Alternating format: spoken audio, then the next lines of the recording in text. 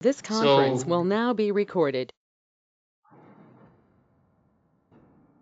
here we are for physical design demo, right?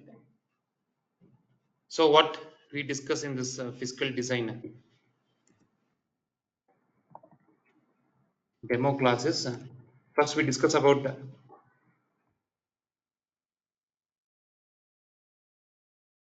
course structure, right? How do we conduct the course? That I'll take at the beginning only, because I don't know how many will attend till last. So someone will be busy. First, I'll take to the directly to the course structure, right? How does the course is planned. So next, I'll discuss about why physical design, why this step is required, right? You will understand why this physical design is required. So next is steps in physical design.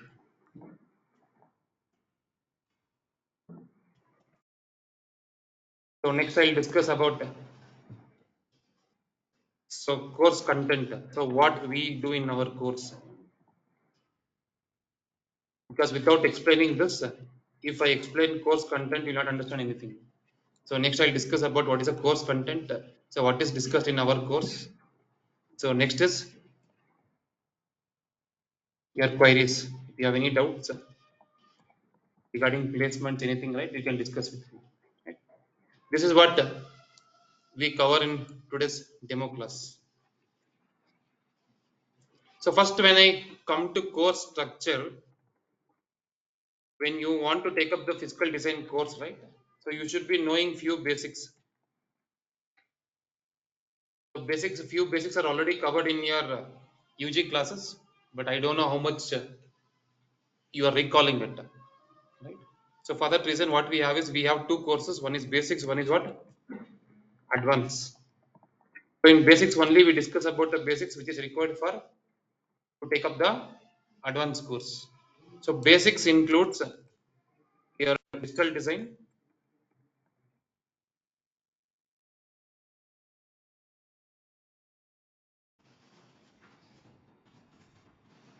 your Unix. So Unix is nothing but it is a Linux operating system. So how to use the Linux operating system? How you are using Windows, right? So how do you create any file in Windows? Right click, you'll go to new and you'll get any create any file, right? Similarly, when you want to copy, right click, copy, right, and you'll paste wherever you want. This is called as graphical user. But in the Unix operating system, everything we can do by using what? Commands. Commands is very effective. See, if I tell you to create 10 files in a folder, what you will do? Right click, new file, file name, right click, new file, file name, right? That is a tedious task. But in Unix, right, you can create directly using one command. Touch command you can use, and you can create hundreds of files in one command. So like that, Unix, you will study about Unix operating system commands, which is very helpful in physical design. So next we discuss about the TCL, tool command language.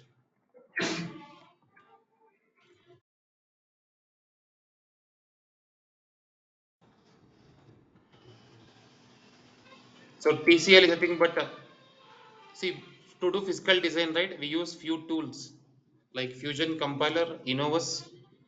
So these tools can understand only tool command language. It cannot understand Python, it cannot understand any C, C++, it can understand only TCL, tool command language. So I think this is not part of UG classes, right? This is new to you people. So this is one of the course included in the basics, and we also discuss about CMOS VLSI. So CMOS is a fundamental for physical design. So you should be knowing this at least CMOS basics, right? So what I have PPTs for this. I'm not going to cover this. Just I'll show what is required. What is semiconductor? What is diode? What is MOSFET? And types of CMOS. So your fabrication steps, how the CMOS is fabricated. So next is your layout, how to draw the layout. So these things are covered in your, and few basics like what is cell delay, what is power consumption, what are different types of powers, right? So all these things is covered in CMOS basics. So we cover CMOS basics and some part of PD basics, some terminologies, right? PD basics like what is ASIC design flow, some basics we cover here, some part of PD basics, not in advance, just the basics. So this happens for at least 2 months.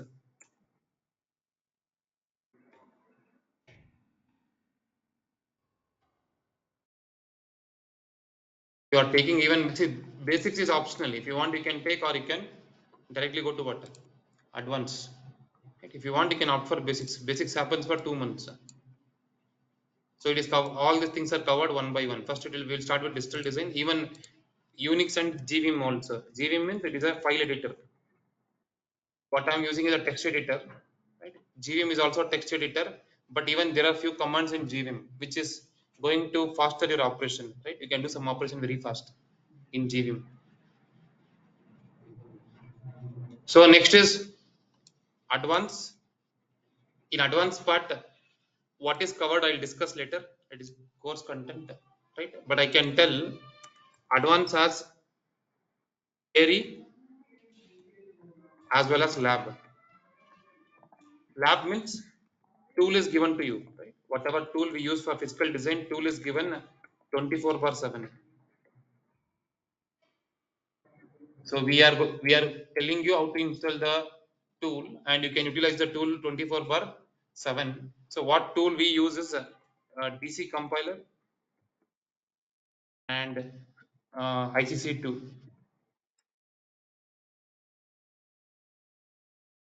So theory happens on Sunday and Monday, Saturday and Sunday, sorry, Saturday and Sunday,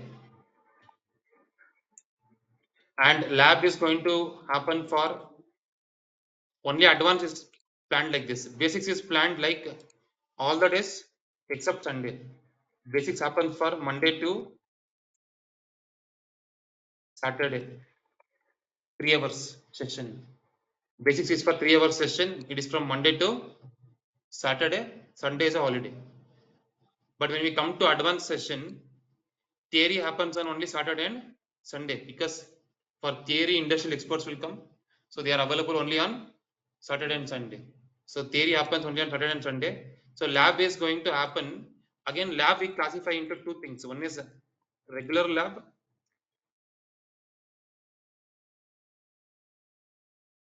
one is weekend lab. The regular lab happens from Monday to Friday. This is for the students who are available all the weekdays. So some are working professionals who are not available all the weekdays. They can attend what? Weekend. After the theory session, they can attend what? Weekend. That is only on Saturday and Sunday. So both are different labs, but same content is covered. Don't attend both. Either attend regular lab or attend what? Weekend lab. So both same content is covered. Right? So don't attend both. If you are available weekdays, all the weekdays, then attend Monday to Friday, because that you will we have a lot of time to discuss, right? If you are not available Monday to Friday, then opt for what? Saturday and Sunday. This is only for the candidates who are not available in the weekdays, because some will be some working professionals. So this weekend lab happens after the theory session. Morning there will be a theory 9:30 to 12:30. After theory there will be a weekend lab. The candidates who are attending regular lab, they need not attend the weekend lab. They can attend only on what? Theory. Saturday and Sunday attend theory and go. And attend the regular lab from Monday to, not Friday, sorry. I have made a mistake here, Thursday.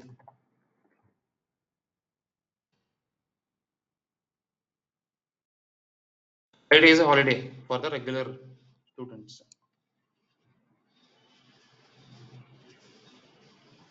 So theory, all the topics of physical design is covered.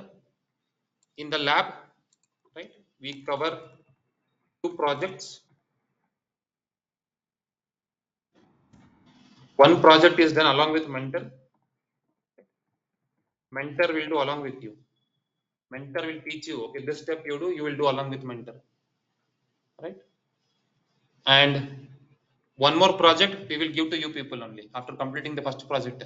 First project only will take 3 months to complete, because we have to complete the project with explanation. Why we do this step, what is the content, and if I execute one command, 10% will do the mistake. Right? We have to rectify their mistake and we have to do. So doing one project only will take 3 months. After 3 months, you can take up what second project that you can complete within 15 days when you know all the concept. So now this advanced part, it is for 3 months.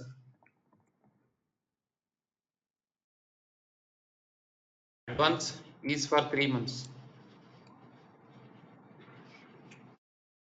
So basics is for 2 months. Totally the course is for 5 months. Additional 15 days may increase. That we cannot assure that we will complete only in 3 months. It can go to what 3.5 months if there are more holidays in between. Like if we have Deepavali, Dasara and all, right? Then it may little bit extend, like 3 months, 1 week, 3 months, 2 weeks. It may get extended. So next mode of classes are both mode of class, both offline and online. You can attend any mode. So the facility is same for both. Placement opportunities, everything is same for both offline and online. How I am taking now, right? Now I am in the offline session. Even I am doing the online class. Even students are attending online. In same way, the sessions are conducted. So you can attend either offline or online. It's up to you, and even you can switch the mode anytime. If you want to come to the offline, you can come, or if you don't want to come, you will attend online, just fine. If at all, if you miss any classes in between due to some reasons like health reason or some any function, you will get recorded videos.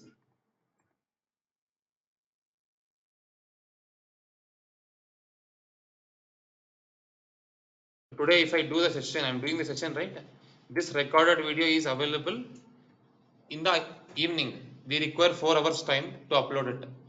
For example, I completed 12:30 session. I require our team requires 4 hours time to upload it, right? Yes, please tell me, Pooja. If you have any doubts, you can ask me, Pujita.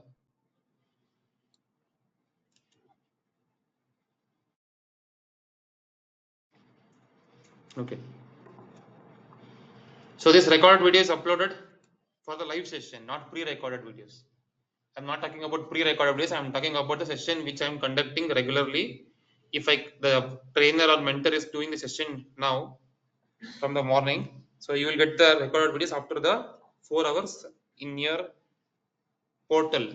Our admin will give you the portal. In that portal, every video is available from basics to advanced, but that video is available only for 15 days, next 15 days. After that, the video get refreshed. So today's video is available for next 15 days.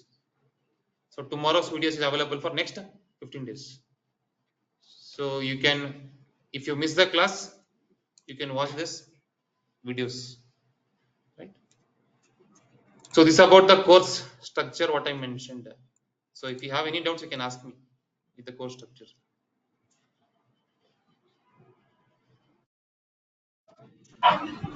Hello, good morning, sir. Yes, please tell me. Sir, if I attend the offline classes, the tools will be installed on my laptop, or you have any particular lab? No, see, the students should carry their own laptop, even for offline and online. All the tools are installed in the students or candidates laptop. Whatever tools required is installed in your own laptop.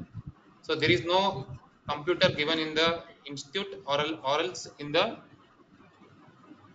your home you should use your laptop. In institute also you should bring your laptop. So you should carry your own laptop. So all the tools are installed in your laptop, and you can use the tool any time you want. Even you can use in the midnight, your wish. Tool is accessible 24 bar 7. To practice, even you can use any time in home. But this tool is given only when the advanced course is starting. This tool is not Okay. given when the basics is going on. Right? The tool is given when only the advanced is started. Once your course completed, right? The tool is extended for next 15 days. So we are not going to close the tool only once the course is completed. We are going to extend for next 15 days. On request, it may be extended further also. But you should request admin with the genuine reason, because tool is very costly, right? Tool is not so easy. License is physical design license is very costly. Uh, if you give the tool for more time, right? We have seen some persons are selling the tools, their own tool, giving the password and everything, right? They are selling the tools for the industrial purpose. We have already encountered those type of problems. So for that reason, what we do is we extend the tool for 15 days. Means if the course completes by 3 months, yes. So it is after the course completion. If course completion only takes 3.5 months, means we extend another 15 days. After the course completion, we extend 15 days.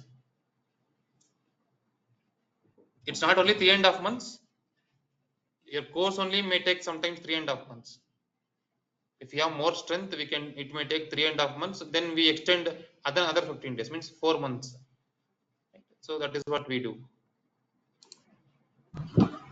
Sir, for suppose course is completed, but still I'm not placed. For that I need to practice, no? So in that case, what I have to do? See, tool is available only for 15 days for offline. Sorry, for online. But offline, when you come to institute, right, you can use tool any time. You can connect to our institute network and you can use tool anytime. There is no restriction in using the tool. But you cannot use the tool from home after 3.5 months. Like after extending 15 days, you cannot use, because After the completion, tool is we have tools are sold out. Right? We are selling the tool for money. Right? We have seen that. So institute you can come, you can use tool till next 1 year or 2 years or 5 years. It's your wish till you get the job. So you can come to institute, you can connect to our network and you can use it. But you can use in home only for course duration. Course duration and plus 15 days. And mentor will be a one-to-one mentor, or what kind of mentor? Some of the institute are offering one-to-one mentor. Little bit louder, please. No, actually, some of the institute are providing one-to-one mentor. So what about in this case? What you are providing? So no institute is providing one-to-one mentor, because I know everyone, everything. Right? You can name the institute which is providing one-to-one mentor. So 70 I can't candidates, say. they cannot provide the 70 mentors. Right? no, no, sir, no issue. This is the Simo ID. Hello, Ah, sir, I am audible. yes. Ah, yes, yes. Tell me. You know the Sumeda IT Institute. Sumeda. Ah, tell me. Okay, yes, tell me. Yes, in that institute, regarding that 24, 20 nearby 20 people or 25 members, there is a one mentor and 2 lakhs after Okay. 1 year also. After completion course is also extended to 2 lakhs within 1 year. Then how can you explain it? You tell No, me 2 only lakhs three we are months also and 15 days.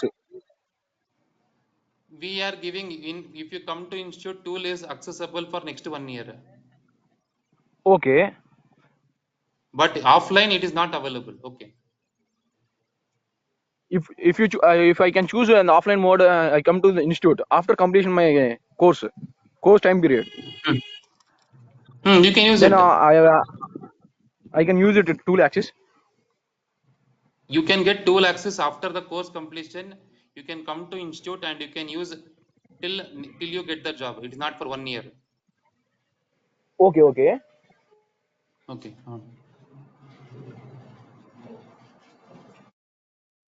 So you can use the tool till you get the job, but you should be using in the institute. You should come to institute and you can use it. Uh, Hello. Yes, tell me. So what is the course timing, sir? See, be a little bit louder. What is the? Course timing. At what time it will start? See, generally it will be between 9:30 to 12:30. Generally it will be. If the batch is very big, then if we split into two batches, right? One batch will be in the morning, one batch will be in the afternoon. What about the placement, sir? Duration. See, placement for physical design now it is very good, right? So placement, I think you can ask the admin who are all our recruiters, right? They will give you the list. Who are all our means who are all the companies who are coming to the placement, right? See, again, when I discuss about the placement, there are two types of companies. One is product based. One is what?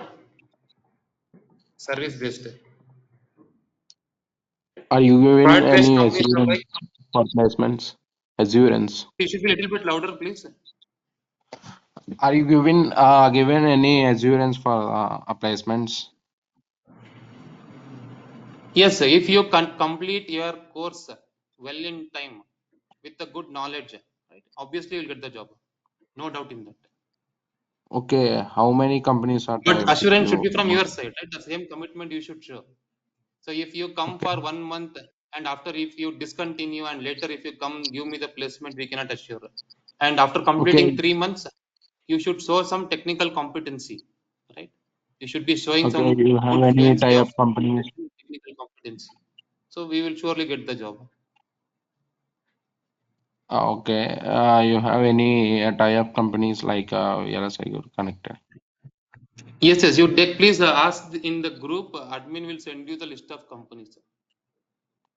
So I cannot Okay, name because I don't have that much. Uh, I cannot remember all the companies. So you please ask. They have list of companies. They will send you. okay. It's like a connected or directly tie-up. No, what do you mean by tie up? It's like Tie up means the directly company hiring whoever like they want requirement. more. Right? Obviously, they approach the good institutes. What are the good Okay, institutes? Right? okay, Obviously, they will approach VLSI Guru also. okay, okay. Thank you.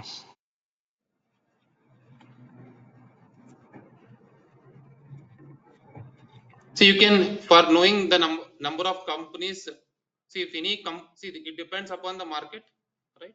So now the market for VLSI, sorry, physical design is very good. So if any company has some requirement, right? Obviously they will reach out to the good institutes. So many companies reach out to VLSI Guru also, and you can see some companies who are placed in the, we have put in the notice board also, those who are placed, and you can ask the admin. So please send me the list of companies. So he will send. I cannot name like uh, if I write, it will become a big list. So you can ask with him. He will send the list of companies. See, job assurance, I will tell you one thing. It is physical design competency. See, it depends upon also the market. So when I see in the 2000 last 1.5 year back, there was a huge recession. Right? There was no job. Even not even single candidate was able to place before 1.5 year. Now it is very good. Physical design engineers has very good means they have good job opportunities. So, but what you have to do is you have to do your course with the same commitment, right? Same. See, how do we give the jobs means after completing the course, we do the mock interview. So, mock interview is not only to filter the candidates, also to give the feedback to them in which area you are lacking. You have to build up the skills in that area, right? So if you clear your mock interview, obviously you will be shortlisted in our recruitment group. If any company is next approaching us, we will send to them. So we have seen the students who are having 3 to 4 offer letters. So we are having a candidates who are having 3 to 4 offer letters, and they are filtering which company I have to go, right? But that happens only if you show good competency and you complete your course well in time, right? So few students will take 7 months, 8 months to complete. because they're not attending regularly. So in between they will go somewhere, they will go to trip and they will not come back, they lose the connectivity, it's gone, right? But if you don't do that and if you focus on the course for entire 5 months and if you complete the course within time, obviously you'll get the job. So there is no doubt in that. And the lab mentor is available, right? Whatever the lab we are asking here, the lab mentor is available for the lab students, right? So that is Monday to Thursday the lab is conducted to help the students who are attending the labs. See, we are using all the 5 days, Monday to Thursday, right?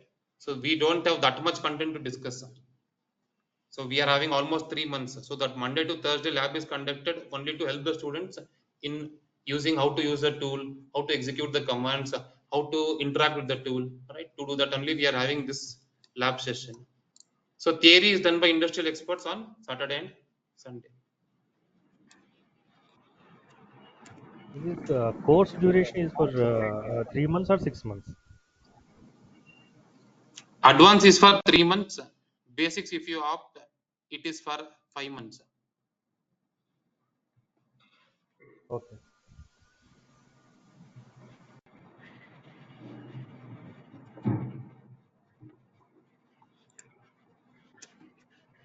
Okay. Hello. Next question is about your. Yes, tell me. Like if I missed a lab session on Saturday or Sunday, so recorded video will be available, right? Yes, recorded video will be available for all the sessions, whatever running. Okay. It is available for theory, regular lab, even on weekend lab. Okay. These recorded videos are So recorded downloadable, videos or are given to everyone. Yes. is it a downloadable videos? See, please be a little bit louder. These recorded videos are we can download from our laptop. No, no, you cannot download it. So you can watch online. Okay. Okay. See, there is a Hello. portal for us. We'll give that portal with the username and password. If you log into that portal, right, you can use the videos. Hello. Hello. Yes, tell me. Sir, what's the timing for advance, sir? Yes, see, the general timing is 9:30 to 12:30, right? But if For the advance. yes, even for advance also. If the batch is very big, so we cannot conduct entire session, all 70 students. See, Anand, I will come to that, right? So you are asking in the chat box, right? Please wait. I am getting the audio questions now. I'll come to that. Wait. So what I was discussing, like if the batch is very big, right? So we cannot handle all the 70 students at a time. Then we'll split into 2 batches. One is in the morning, one is in the afternoon. Then morning session will be from 9:30 to 12:30. Afternoon batch will be from 2 to 5. So you will be given the flexibility to opt whichever you want. But if everyone is opting in the morning, then we don't have any choice. We should move some students to the afternoon because we cannot handle all the 70 students at a time. So if the batch is not so big, so then we can close the session or Hello. batch only in the morning. It is only for Hello. advance, right? Basics we can handle all the students at a time, but advance we cannot do that because tool handling we should give importance to everyone because students will do mistake. So we can handle only 30-35 students at a time. Right? We will split into 2 batches. So when I come to the packages, right? Hello. So yes, please tell me. Sir, Can you how many hold for tools 2 you will minutes? be? I'll come back to you. Okay. You hold for 2 minutes. Okay, I'll sir. come back to you. So when I talk about the packages of VLSI or physical design, see package doesn't varies for institute to institute. Package will vary from company to company, right? Which company you are placed. So that is what I was about to discuss. So there are two types of companies. One is what? Product based. and service based.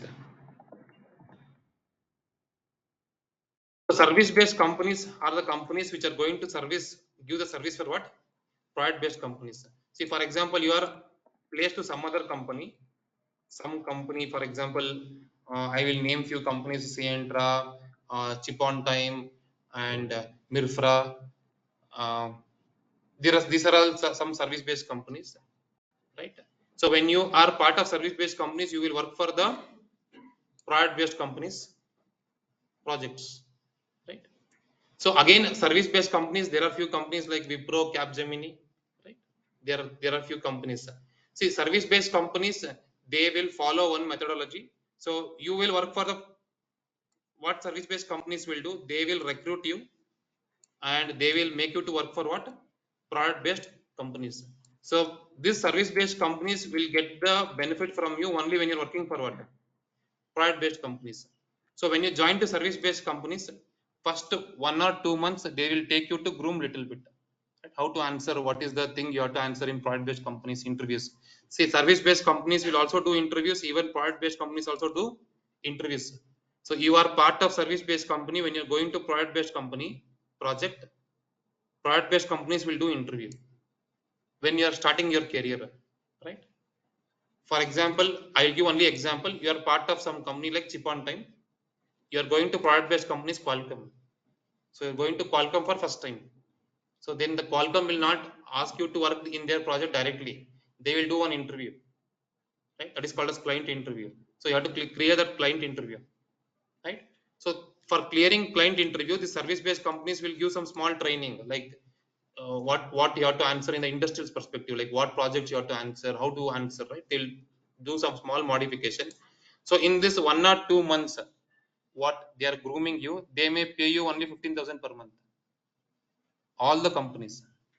But when you start working for product based companies, right? So your package will be like 8 lakhs, 9 lakhs, or 10 lakhs per year, right? So it is I means per month I can tell you it is about how much? 50, 60, 70, right? 70,000 per month you are going to earn. So only when you are start working in the product based companies project. This doesn't happen with respect to institute. It happens for all the institutes. It depends upon what type of company you're working. So few companies like Capgemini, Wipro, right? At the beginning only they'll pay very good salary. At the beginning only they'll not pay 15,000 like this. They'll pay like 36,000 or 40,000 per month. Few companies like that. But their hike, when you talk about the hike, right? When you progress after 1 year or 2 years, it will be very less. But other companies who are paying 15,000, 20,000, their hike will be very huge. So the companies which are already taken, software companies which are already taken over, the VLSI companies, they will pay high at the beginning, but later they will pay a little bit less. So when you go to some other companies, pure VLSI, so they will pay low at the beginning, but they will pay very high when you are becoming 1 year or 2 years experience. What I can conclude with this is, so when you go to service based companies, it depends upon what type of company you are going. If you are going to pure VLSI, the starting salary will be 15,000 or 20,000 till you clear what? Product based company interview. So when you go to Qualcomm project, right? For example, if you're going to Qualcomm, Intel, AMD projects, so then product based companies start paying for what? Service based companies. Service based companies retain their own percentage of salary or percentage of profit, and remaining they will pay to you. So your package may range from 8 lakhs to 10 lakhs after 2 months of the time. See, there is no 2 months. That time limit is not 2 months. Some candidates will clear the interview of product based company within 1 month. Some candidates will clear within 15 days. It depends upon how much time you will take to clear the product based company's interview. So once you work in the project of Qualcomm, first project you assume it takes for 6 months. For next time, if you are working, the interview is not required. If you are working for Qualcomm, interview is not required. But if you are working for some other product-based company, for example, if you are working for AMD or NXP Semiconductors, then again the interview is required. because that is the first time you're entering to that. So it depends upon like that. So product based companies are the companies who are responsible for fabricating ICs or handling the big projects. All the companies are not responsible for manufacturing ICs. Some will handle the big projects, right, of some other companies. For example, Samsung is handling the projects of Intel or Qualcomm. They are not responsible in fabricating their own ICs. Their Samsung IC will never come out. The IC which is coming out is Qualcomm IC. So Samsung is handling the projects of what? Qualcomm also. Like that, product based companies are, I can give an example, right? Intel, AMD, Qualcomm,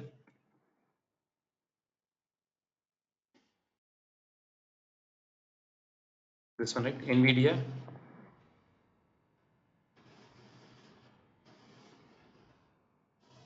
Yes, both the domains it is same. So why can't you enter into product based companies? Why you have to start your career only with service based companies? So service based companies examples are Mirfra, Smart SOC. There are n number of companies I cannot name. Like there are many service based companies. So majority of companies what we have is what? Service Foxconn, based sir. companies. So why we cannot enter into product based companies? See, product based companies will never recruit a fresher. To enter into product based companies, at least you should be having 3 to 4 plus years experience. They will recruit only 3 to 4 plus years experience.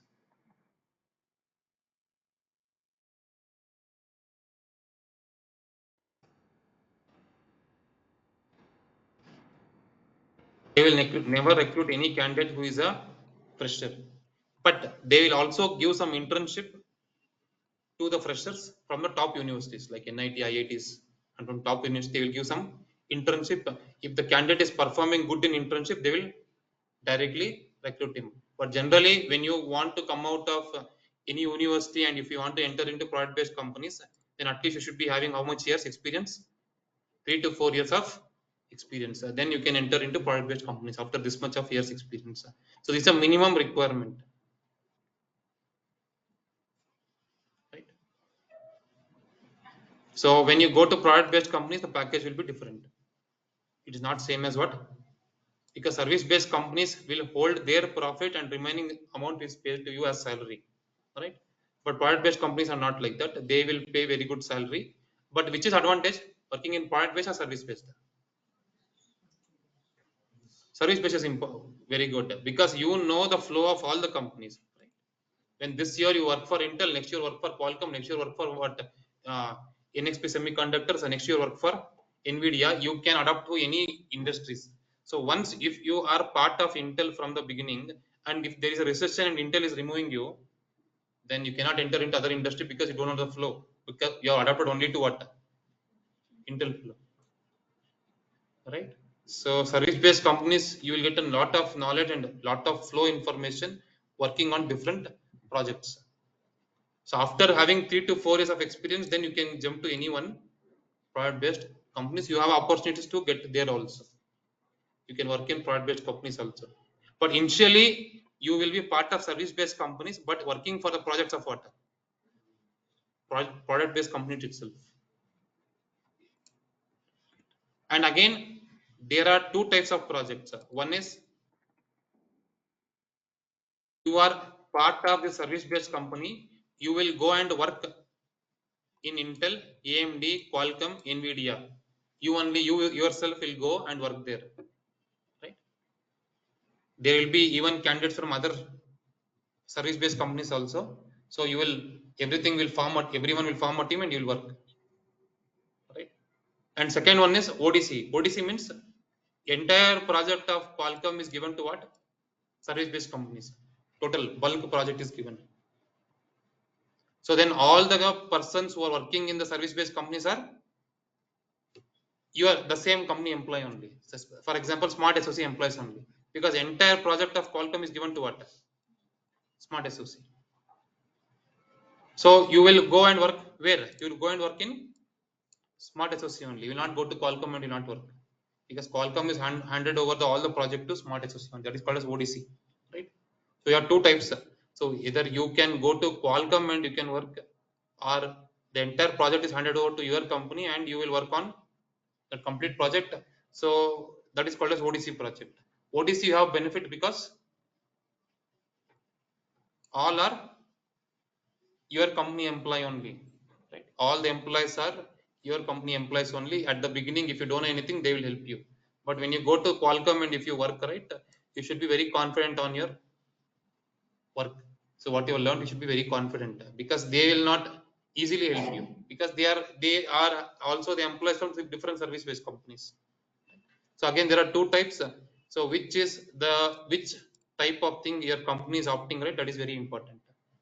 So based on your skill set, your company may place into any of the thing. One is they may place into ODC, or they may send you as a person or temporary employee. It is called as what? Temporary employee to any of these companies to work as a project. So when you go as temporary employee, your salary will be high. When you work as ODC, your salary will be less. Right? ODC you have benefit, because if you even don't know, others will help you, but your salary will be less when you work as ODC. But when you go as a temporary employee to some other company, your salary will be higher side. So based on your skill set, the service based companies will decide on what type of thing they have to send you. Either they have to send you as ODC or they have to send as temporary employee. Right? Even there also your package will differ or salary will differ.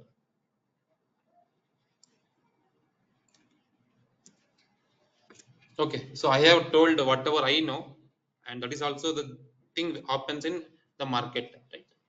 There is no, it happens, it is not depending on the institute, it depends upon the company and type of project and type of skill set you have.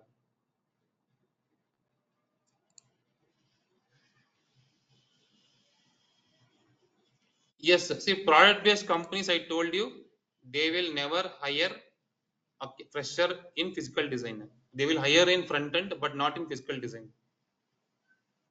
So if you are a fresher, you cannot get into product based companies directly, right?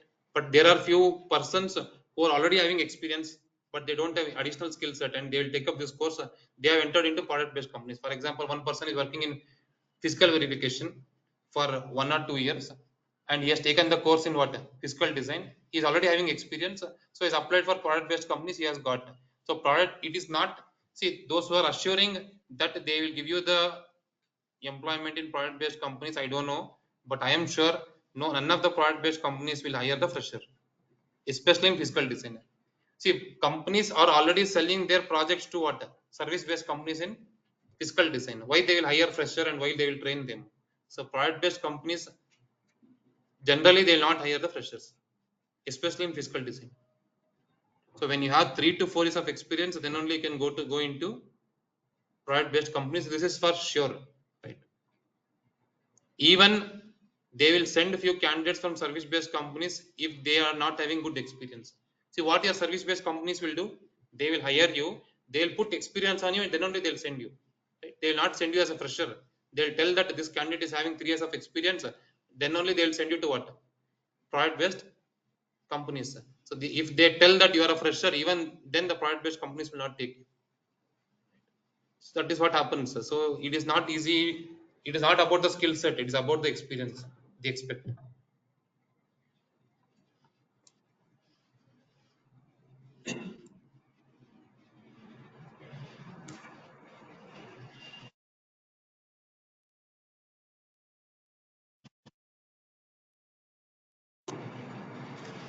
See, I'm not telling that product based companies are not hiring any freshers, they will hire from the top universities. They are hiring as an internship. There are many candidates working as an internship candidates. If they show good skills, they will absorb them as a full time employee. That they will do. But if you want to get the internship, then you can try it. You can try for because internship only they will use it as what? Internship also they will use it as to test their skill set. How it is.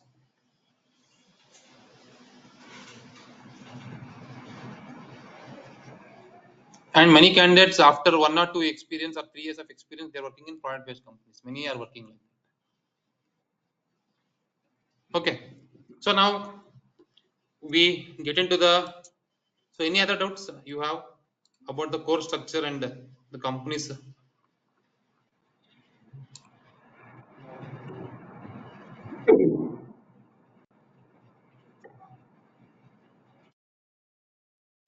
Hello. Yes, tell me. Sir, are there more tools that are taught, or these two are the only tools, DC and ICC tools? So IGC2 is morely used for physical design and DC is used for synthesis. Alright, So and is we there use prime prime time? time.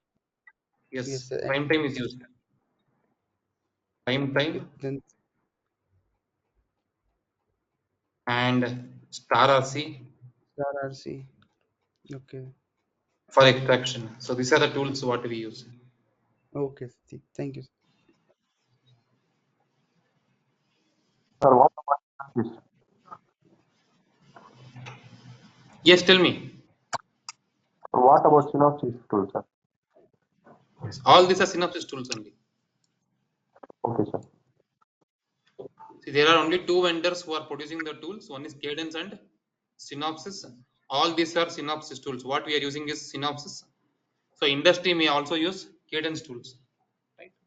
So majority they use Synopsys, but few also use for floor plan and all they use Innovus. That is, all this belongs to Synopsys only. They are part of Synopsys. So industry instead of ICC2 they use FC, Fusion Compiler. Both are same. Command wise both are same. Whatever commands you see in ICC2 the same commands without changes is present in FC. So FC is higher version of ICC2. FC stands for Fusion Compiler. Okay, sir. Thank you.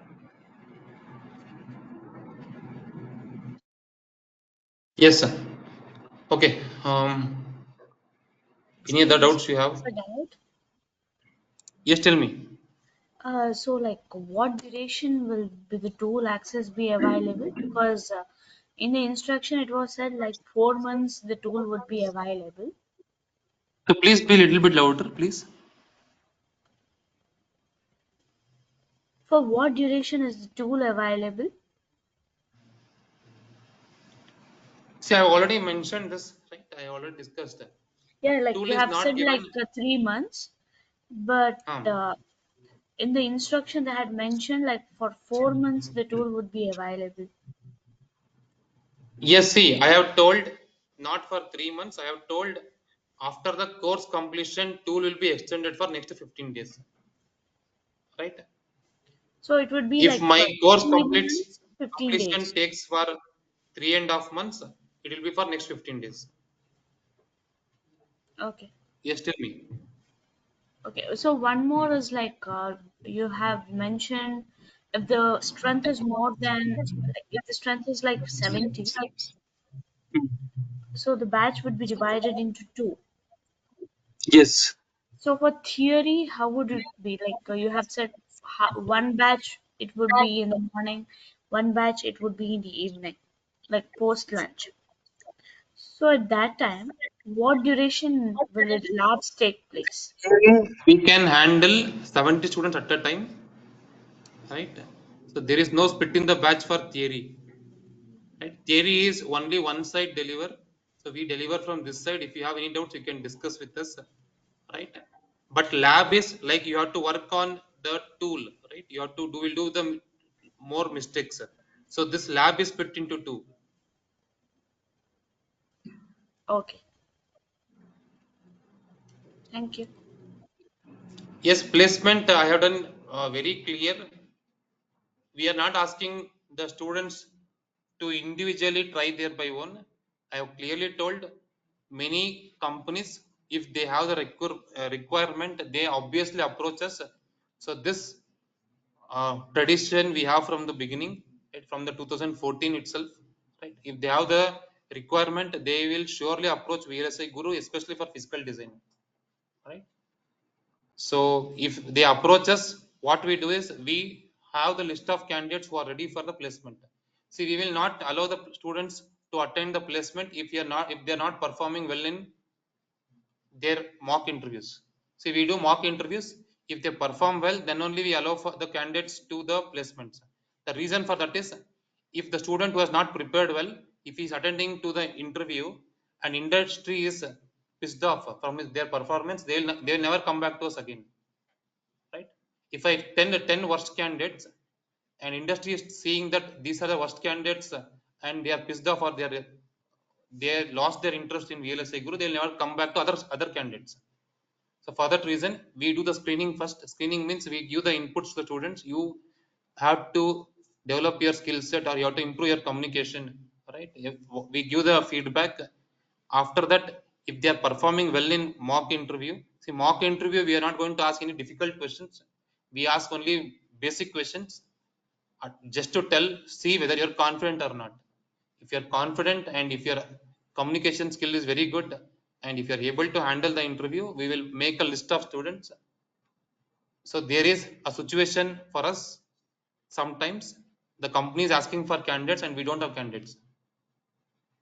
That is also happened for us because still the batch is going on, right? Still few candidates are not cleared the mock interviews. So even there is a situation like that. So when the company has a requirement, they will approach us and we will send the resumes, whatever resumes you have collected, right, from the students who have cleared the mock interviews. We will forward their resumes and companies will see the resumes and based on that they will give the appointment to the candidates. They will do the interview and they will select the candidates based on that, right? So as what we have done is we have already done the mock interviews. So the chance of getting placed is very high. So this is what we follow. So all the 90%, 98% of candidates who are in the companies are from VLSI Guru only. They are not tried by their own. So only 2% there is a chance that they have not tried by their own and they have get into that. And 98% who are already working here, they have screened and they are forwarded from VLSI Guru itself. Right? So we will take your resumes, we will forward to the companies if they approach us. Who are approaching us, we will forward to them. Right? Only if you are performed well in mock interviews.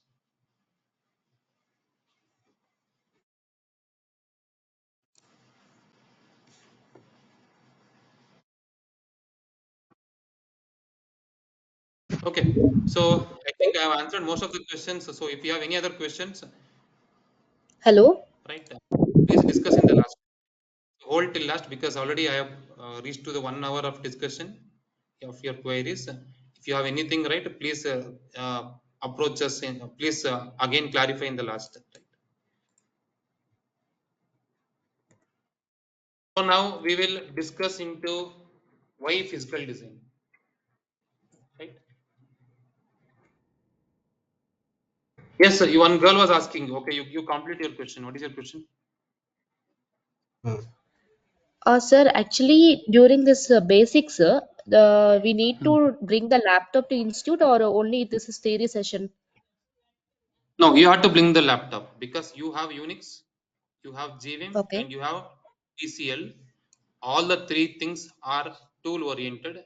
You should practice all the things. So this is, you have to bring the laptops for this. Digital is no need of laptop. You have to need a book and pen. And CMOS, you Okay. need a book and pen. And PT Basics only book and pen. But Unix, GVim, and TCL, you have, that is a lab oriented sessions. Right? Okay. Okay. You have to bring your Uh, laptop. then, uh, then morning session it will be like you mentioned 9:30 to 12:30 the theory session will be there. After that any class will be there like regarding lab and all or during basic month no lab. No, no, it is Unix, GVim, and TCL.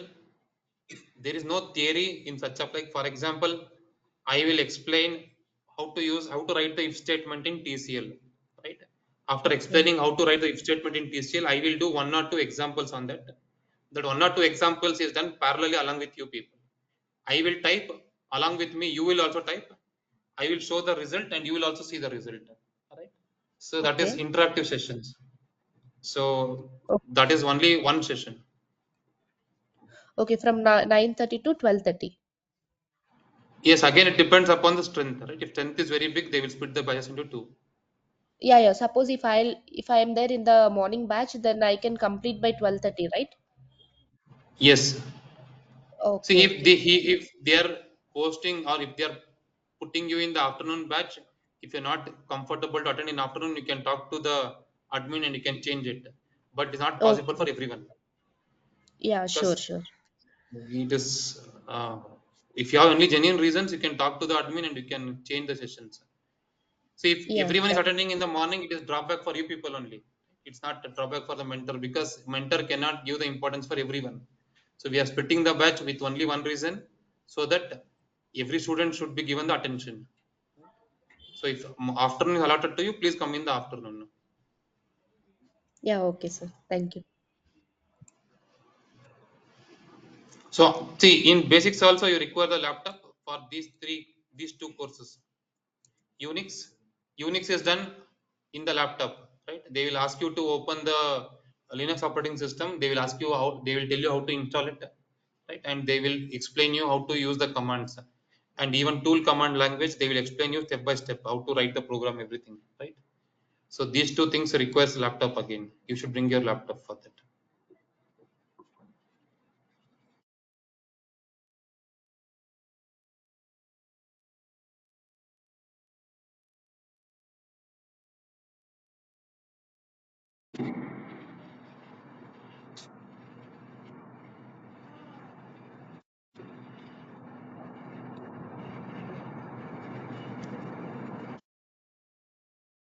See, whatever I have told, it is applicable only for physical design, not for the front end.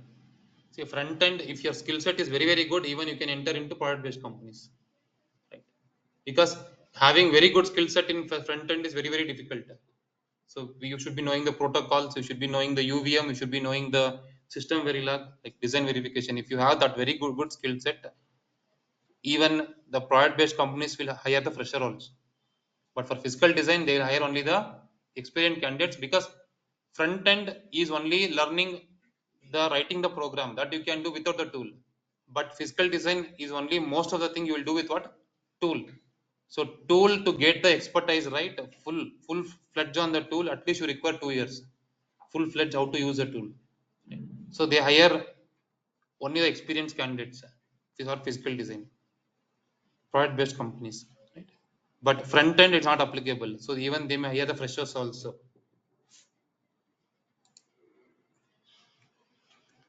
So even I have few candidates who are working as an intern in product based companies. They have taken up our course and they have already observed.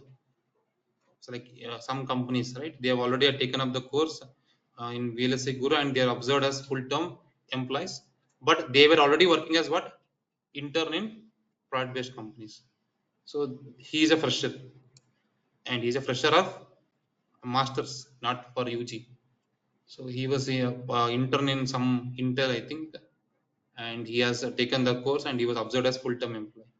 So if you are applying intern and if you are getting the internship, then you can become the full-time employee if your performance is very good. And we'll go back to the technical discussion right now here. So I will discuss why physical design. Next, I'll discuss steps in physical design. Next, I'll discuss what is our course content. And again, if you have any doubts, right, I'll discuss in the last. So when I go to physical, why physical design, right? So there is mainly whatever VLSI we do, we are in IC design and fabrication. In IC design and we are in what? Fabrication. So IC fabrication means what? ICs are fabric. This is IC, right? You know what is IC? This is IC.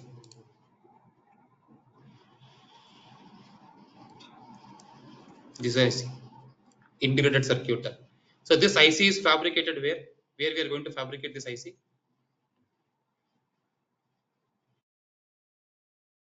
See, when I call about VLSI design, not physical design, VLSI design, there are two types. One is what? IC fabrication.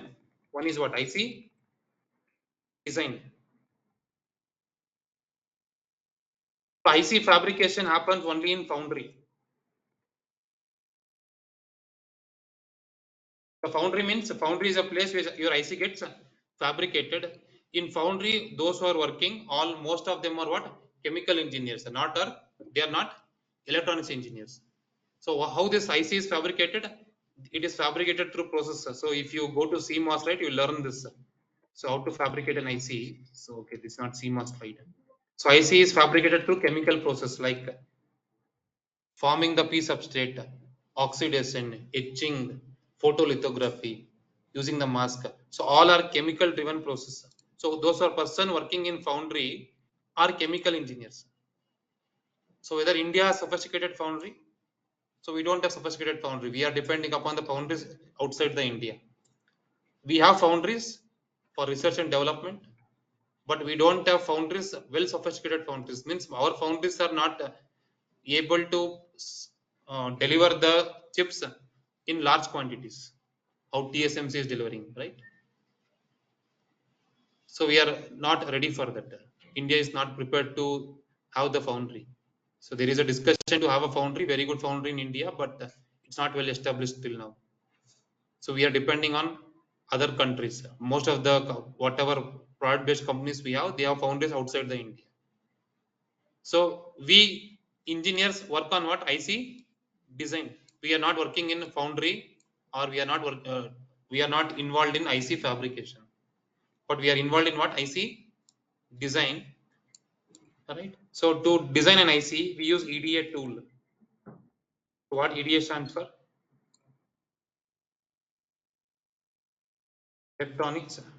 Electronic design automation tool.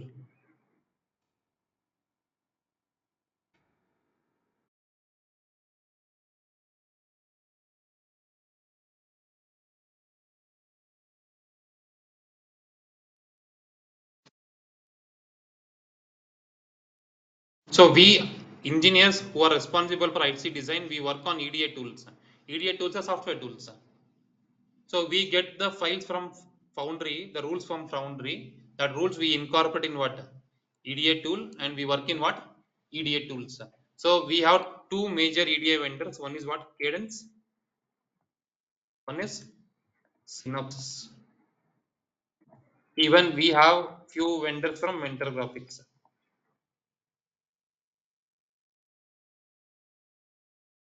EDA vendors means these are the companies involved in producing these EDA tools. Right? What tools we use for physical design in Cadence, or I'll come from synthesis. We use Genus, we use Innovus,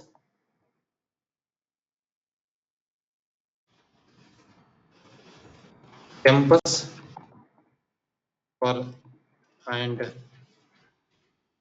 Voltus and PVS. These are the main tools which we use for physical design. From what cadence and what purpose each tool is used, that I'll understand later when you go to the advanced part. Similarly, Synopsys has like PC compiler, ICC2 or Fusion compiler FC, and we have prime time,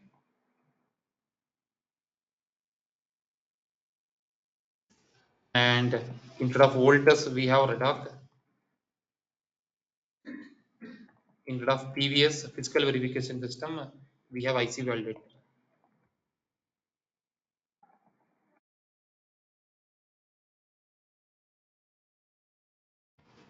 These are the tools we have. So we don't have Redoc. This is used for airdrop analysis. We don't have this tool, but this is part of what? These are all the tools provided from what? Synopsys. And these are all the tools provided from Cadence. And even there are few tools, even it is produced from what? Mentor Graphics, and I'm not sure about the names because we will not, for physical design, we will never use what? So we use only Caliber. Caliber is used here. We use physical verification system, IC validator for physical verification. Caliber is a main tool used for physical verification. It is not for physical design. It is verifying the physical design. That is called as physical verification. So even Mentor Graphics has many tools, but I don't know because we don't use. We use only these tools. But only tool which is very popular from Mentor Graphics is Caliber. It's use of physical video. So we engineers work on EDA tools. So to work on EDA tools, what skill set we want? We want how to use this EDA tool. So the EDA tools can understand only what? They can understand only TCL. And these EDA tools are installed in Unix operating system or Linux operating system. So in addition to the knowledge of electronics and CMOS, we should also be having knowledge of what? Unix, GVM and TCL. And next question is whether you should not have the knowledge of Perl and Python. If you have, that is very good, right? Because when we work on EDA tools, right, these EDA tools, we dump many files. So in the file, if I want to extract any information, I need not to open the file and extract information. I can write a small program. The program only will open the file and extract the information from that file, right? To do that, if you know Python, that is very good. Even that operation you can do in TCL also. So hundreds of files are there.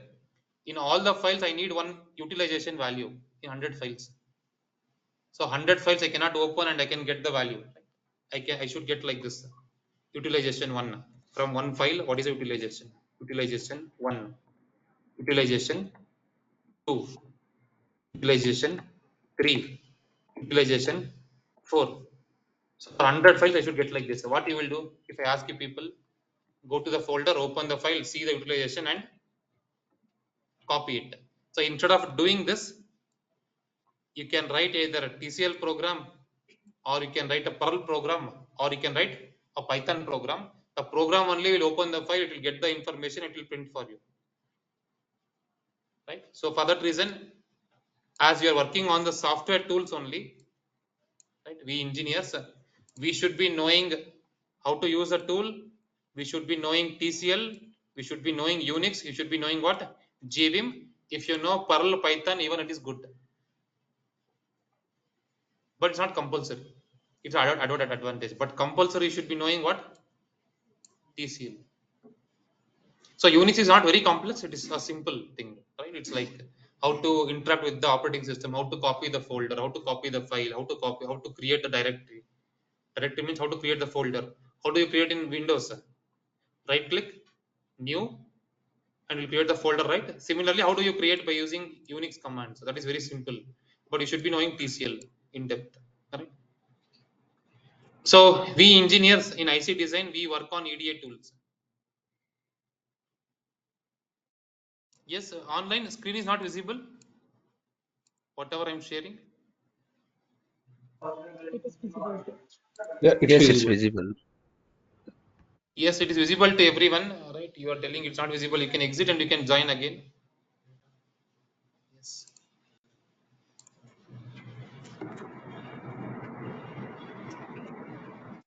So we engineers, right? What we work on IC design, our IC design is completed.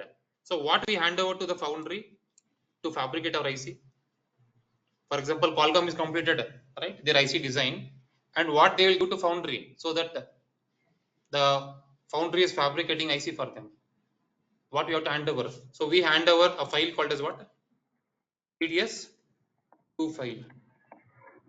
What is TDS2 file? Graphical data stream information interchange. So we will hand over this file to the foundry so that foundry will fabricate IC for us. So what this file consists of then?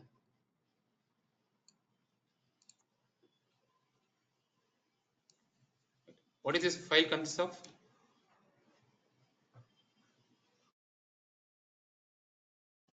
This file consists of layout, right? It has layout of cells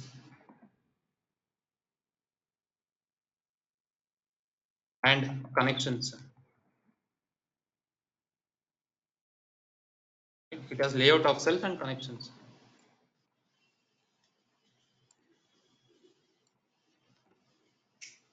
So you can see this is a layout.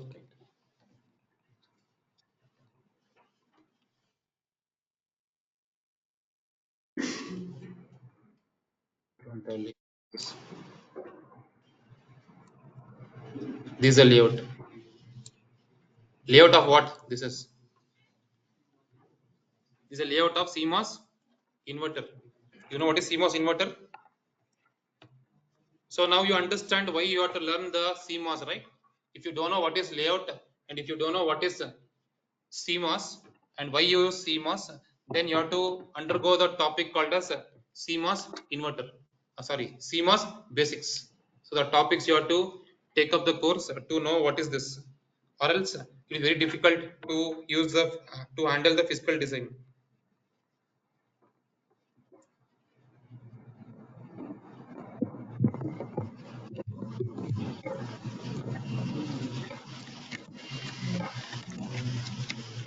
So this is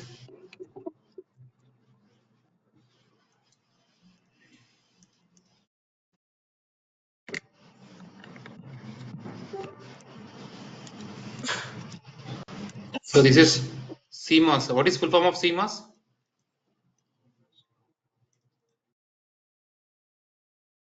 Complementary metal oxide semiconductor. So why it is called as complementary metal oxide semiconductor? Why it is called as complementary?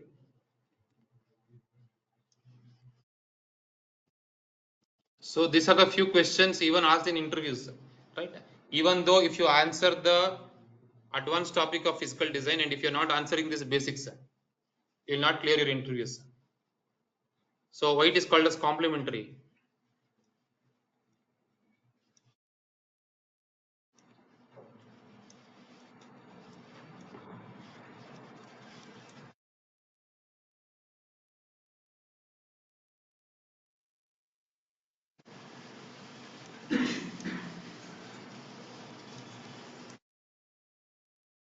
So what is this? This is your CMOS inverter.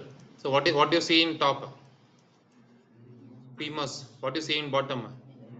NMOS. This is ground, right? And this is your VIN. So now the layout of this is this one, right?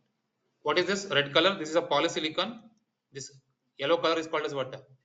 This yellow color is diffusion, and this is a VDD. This is what? Ground, and gate is shorted and is connected to input VIN, and this hash color what you are seeing, this is your N well, right? This is your N well. This hash color what you are seeing, right? This is your N well. So this is the layout of your CMOS. So this GDS file consists of this layout. So this is layout of only one cell. So if one more cell is connecting here, if you have one more cell here, it is in output of this is connecting to this cell, means what we have? We have one more layout here. The output of this layout will connect to what? Input to another layout. So this type of layouts are present in which file? It's present in GDS file. This GDS file. So this GDS file we give to the foundry, and foundry will fabricate IC for us as per the GDS, whatever GDS we are providing. Then what is the role of physical design engineers here? Our role is to produce this GDS only, right? Our role is we are the last step in the in the IC design flow. Physical design engineers comes at what? At the last step. So now we discuss then why this physical design has to be done. What is where we start and where we end, right? We'll discuss that. So before that, I asked one question. What is CMOS? Complementary metal oxide semiconductor. Why it is called as complementary? So it's called as complementary because when PMOS is on, NMOS is off. When NMOS is on, PMOS is off, right? Both are acting in a complementary fashion. When one is on, another one is off. Another one is on, top one is off. So for that reason, it is called as what? Complementary. Why it is called as metal oxide semiconductor?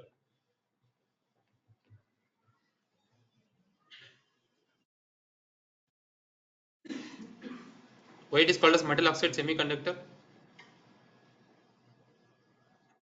So because earlier, right? So you know this structure. What is this? Gate. Between you have what? Silicon dioxide. Below silicon dioxide you have what? So if I come here NMOS, you have gate, below you have silicon dioxide, below you have what? P substrate. So this P substrate is a semiconductor, correct? This is what in between you have what? Oxide. Gate is made up of what? Polysilicon. So now after 2000 or in 1995, gate is made up of polysilicon. When the MOSFET was introduced, gate was made up of metal. Right? When the MOSFET was introduced or when it was invented, gate was made up of which material? It was made up of metal. So you have top metal, below you have what?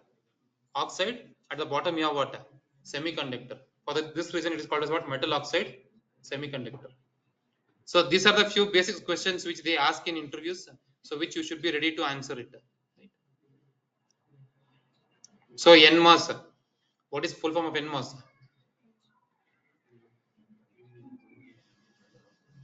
MOSFET, what is the full form of that? Metal oxide semiconductor. You know why it is called as metal oxide semiconductor? I told you. FET stands for what? Field effect transistor. Why it is called as field effect transistor? So you know in NMOS, right? If this is your NMOS, this is your source, this is your drain, and this is your oxide, and this is your water gate. So whatever gate you are applying the voltage, this voltage is going to create the channel in the P substrate, and this channel is formed not because of current which is flowing from gate to substrate. It is formed because of what? Electric field. So electric field is produced here. This electric field is pushing the holes and it's attracting what? Electrons, and these electrons is going to form what? Channel. So this electric field is responsible for creating the channel. For that reason it is called as what? Field. Field means what? Electric field. Field effect transistor. Right? So the if they ask why it is called as field effect transistor, what you will tell?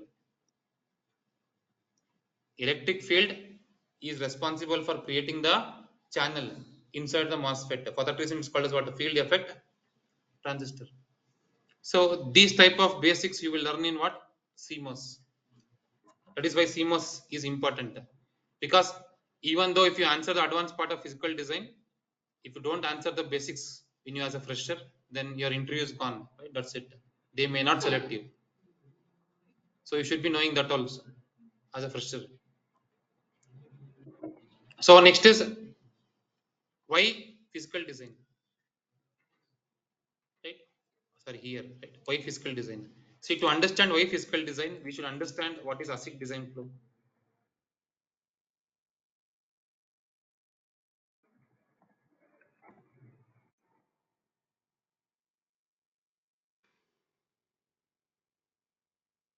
See, now you understood that IC is fabricated in foundry, and the design team has to produce what?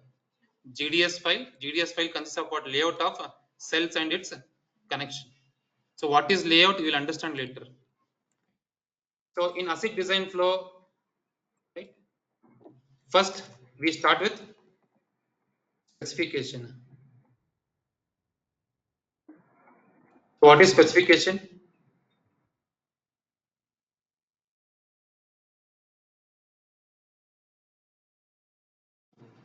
See, specification is nothing but when the IC, when vendor wants an IC, first you have to decide what is this IC needed, right?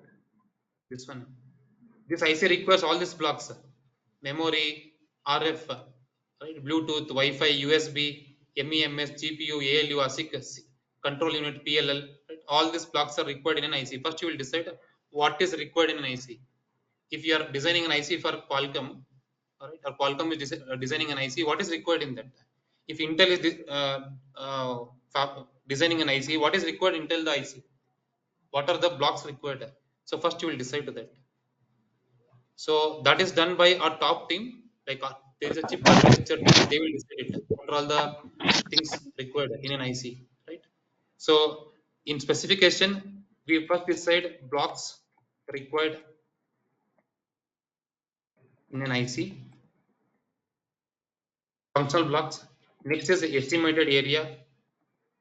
What is the area of this IC? this area.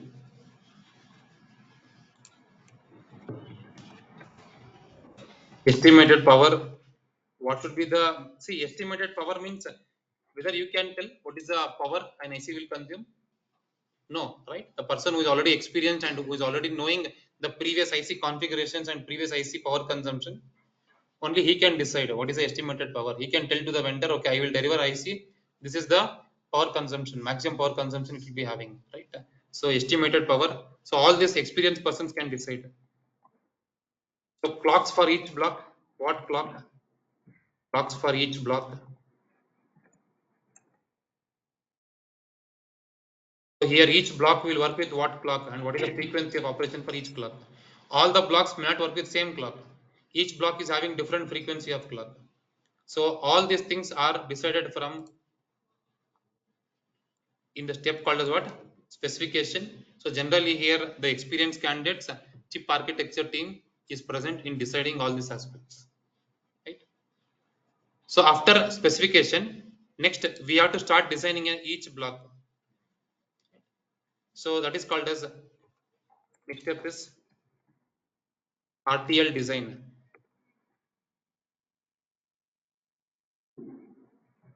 In RTL design, generally we start with what? Verilog or VHDL to design an IC or design a block.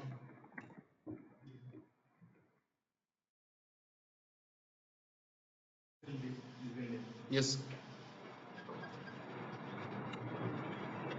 So why we have to use Verilog or VHDL? Why? I see, for example, I have ALU.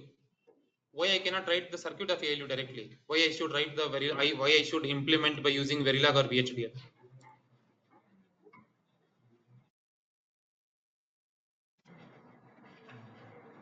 Why?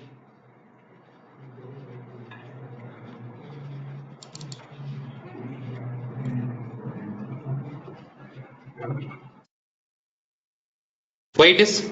Can you tell me? Why I can directly write the structure, right? Why I have to go through the programming languages? Why I have to use Verilog or VHDL to design any IC? For example, you have a MUX, right? Take an example for MUX. What are the MUX terminals you have? I0, I1, select line, and Y. And if I ask you to write the structure of MUX by using gates, how many will you write?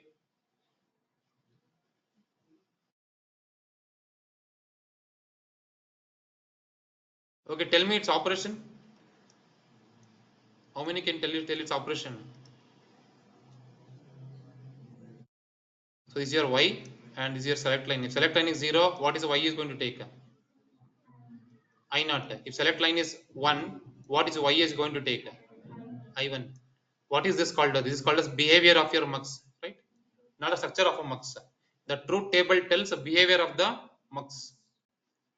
So what is the internal structure? By using gates, that I don't know how many of you are remembering that, right? But when I ask you to write a truth table, you can write it, right? So easily I can write the behavior, but it is very difficult to write internal structure. So Verilog or VHDL will help you to capture the behavior of a circuit, not the structure. Structure is this behavior is converted to structure by using synthesis tool. But what the RTL design engineer has to do, they have to write the program by using what? Its behavior. So now write the program easily, right? What you do, if your S is equal to 0, what is your I? Y? Y is going to take what? I not. Else Y is going to take what? I1. Very simple it is, right? Same thing if I ask you to write the internal structure, very difficult. So your Verilog or VHDL will help you to capture the behavior of the circuit, not the structure of a circuit. So behavior you can easily capture and you can write the program by using if statement, by using case statements. So by using procedural statement, right, you can easily write it. So for that reason, what we do, first we capture the behavior of the circuit, right, by using Verilog or VHDL. After writing Verilog or VHDL for any blocks, right, what we do, all the blocks we integrate to form what? IC. All the Verilog codes they will integrate, right, and it is forming what? Big IC. So after that, what we'll do after integrating, next step is, see here you can also become a RTL design engineer. To become RTL design engineer, what you should be knowing? You should be knowing Verilog in depth. So VHDL, I think it's not required. You should be knowing at least Verilog in depth. So many engineers even work at this stage, RTL designers. Right? So next is design verification. See, I can tell after RTL design, design is in what form? Here design is in what form? Behavioral form, right?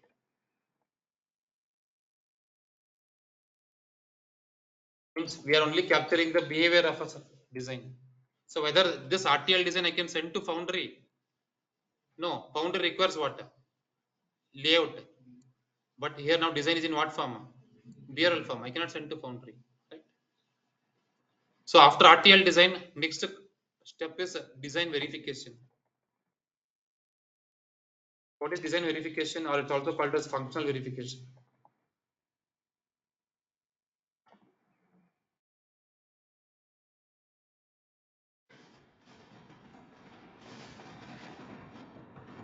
What is this design verification or functional verification?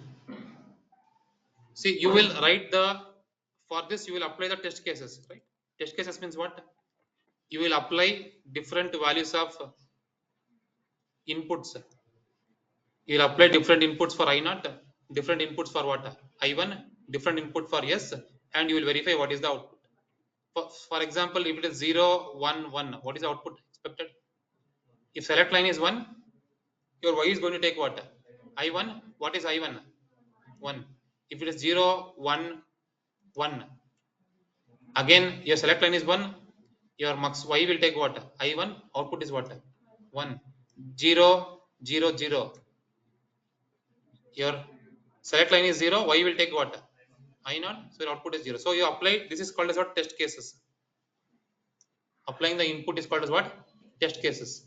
You will apply different test cases to the design and you will verify what is the output. If you are getting expected output, then whatever program you have written, it is correct. Or else you have to redesign your blocks, right? So then what is the definition for your functional verification? Verifying functionality of a design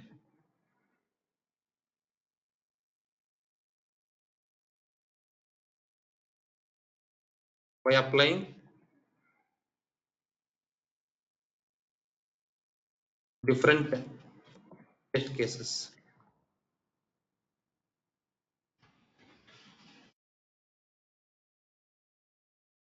See, applying test cases for small block is very easy, but for bigger block is very difficult.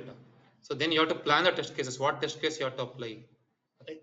See, if I have 3 inputs, I can apply all the test cases, right? So what are test cases? 0, 0, 0. One is what?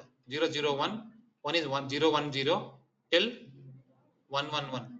So if I have 3 inputs, how many test cases I have? 8. It is 2 power 3. For example, I have written a Verilog code for a block for ALU. It is having 64 inputs. Then how many test cases you will end up with? 2 raised to power of 64. So what is the value? It is more than 1000. So I cannot apply all the 1000 test cases and I cannot verify. Then you have to decide what test cases you have to apply so that you can test the entire design. That estimation you have to do, or the verification engineer has to decide this, which test cases has to be applied so that the entire program is verified. So for that reason, the testing engineer plays very important role. So deciding what test cases I have to apply, right? So now to understand this, to be a design verification engineer, you should be knowing system Verilog. You should be knowing Verilog along with what? System Verilog and UVM, Universal Verification Methodology. So this UVM is going to tell what type of test cases you have to apply so that you can test the entire design.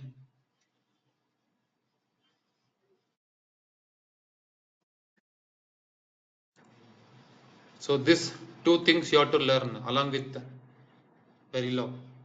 That is called as front end, right? Front end verification.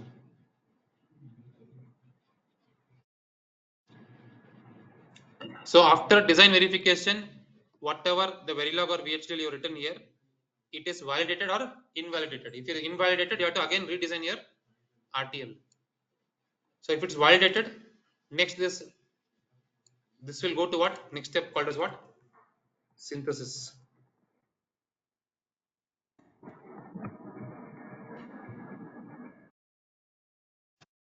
So now design is in what form now? BRL form. Right? This BRL form design you have to convert into gate level form. First in the synthesis we convert into what form?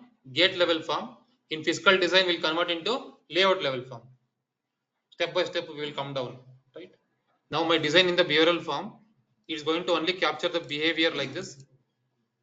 Right? Now we convert this BRL description into gate level netlist. So what is synthesis? Converting RTL code into gate level netlist. It's called as synthesis.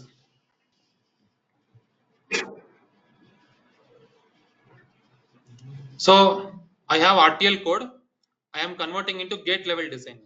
Then what gates I have to use? Who is going to tell that?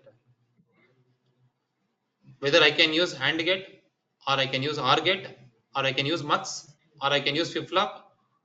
What gates I have to use for the conversion? Who is going to tell that? NAND gates. No, not only NAND gate, you can use any gates, but who is going to tell that to the tool? See, synthesis, we are not going to do it. I am not going to manually do it. The tool is going to do it.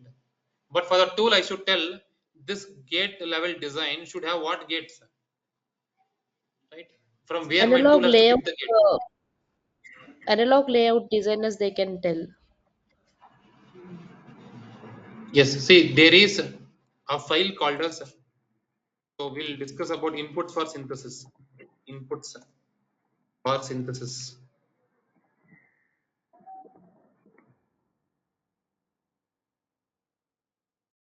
So first input is your RTL, right? RTL should be one of the input that you get from what? RTL designers. So RTL is a Verilog code. Verilog code in what form? In barrel form. So next, second input is your liberty file, or it's also called as a library file.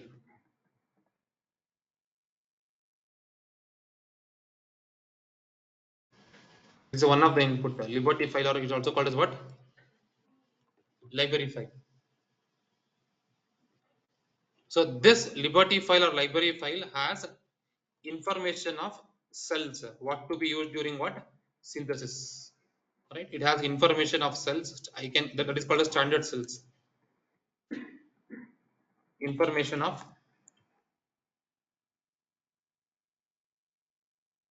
standard cells. What are standard cells here? Example for standard cells. Generally, what cells we call the standard cells? The basic cells, what is required to build the design, right? So NAND gate,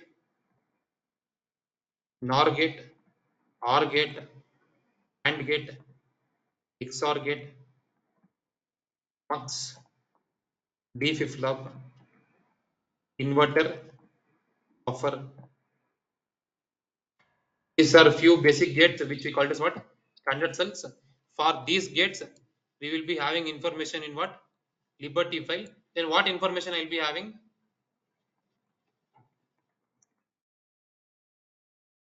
Information means what information? What this gate will do? That is called as what? Functionality. I will be having functionality.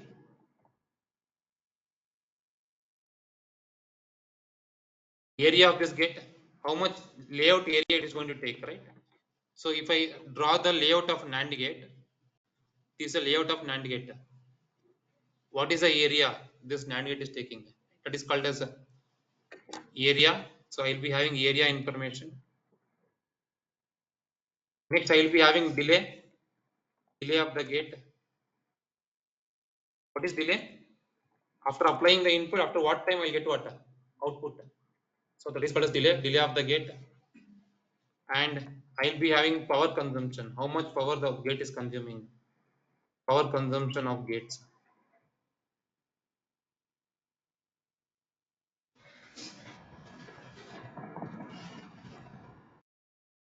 So these informations are present in what file? Liberty file for each gate. For each gate, I have this many information. Again, for NOR gate, I have what? All this information. For OR gate, we will have what? All this information. See, in advanced class, we will open this file and we will see what is present in this. Each file, each input file will open and we'll see what is present in that. How this information is present for each cell. Right? That we'll do in advanced class. Advanced physical design. This Liberty file is input for synthesis as well as input for physical design. This is one of the input for physical design. So next, last input file is your HTC file. HTC stands for synopsis design constraints.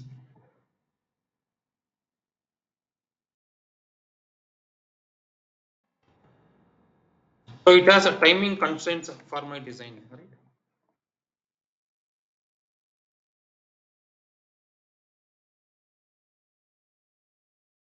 So in HTC we have what?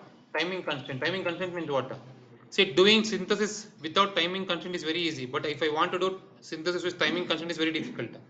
Timing constraint means my design should work with what clock and what frequency.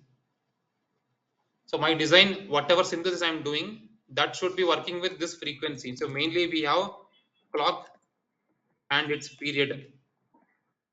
Clock period. So inversion of clock period is called as what? Frequency, right? So we have other commands also like set input delay, set output delay. So all these things you will understand what is content, full content of HTC in the advanced class. Like you have set input delay, set output delay, set load, set driving cell. So what is the purpose and why we use that? For the time being, you understand you have what? Clock and its period. So what clock use and what is the time period of that clock? So you have to do the synthesis for meeting what? This clock time period. Means your design should work with this clock frequency. It should be ready to work. So these three are the inputs for your logical synthesis. Then what is the output from this?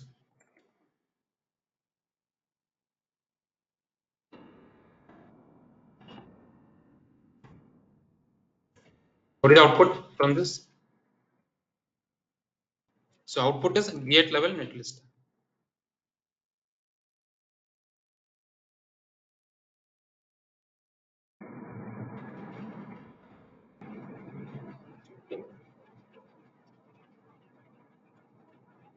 So what is gate level netlist then?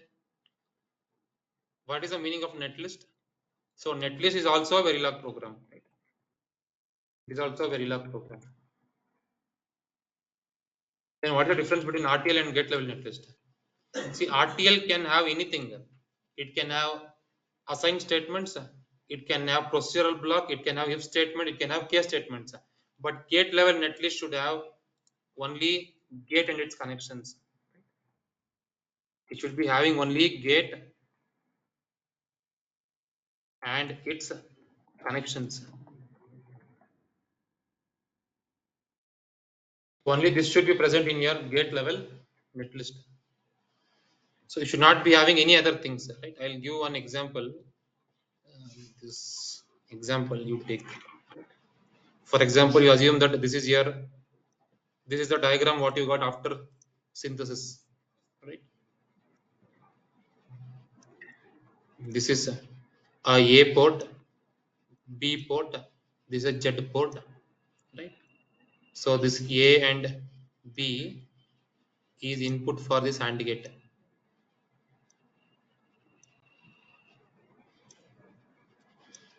So this AND gate is having pins A pin, B pin and Y pin, and this AND gate again it is going to, there is one more input C, it is going to one OR gate.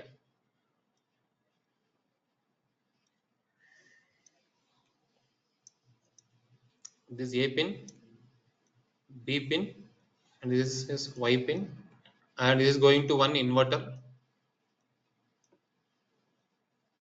This A pin and Y pin. So this I called as net N1. This I called as what? Net N2. See, the intermediate signals are called as what? Nets. So this is the diagram. You assume that is a simple diagram what we got after synthesis. This is a simple design what I am synthesized. Then how to write the netlist for this? Netlist is also a Verilog program, right? So Verilog program starts with what? Module name. I will give one module name that I'll call as some temp, and I have to declare what? Inputs. What are inputs? A, comma, B, comma, C. What is the output of my design? Z.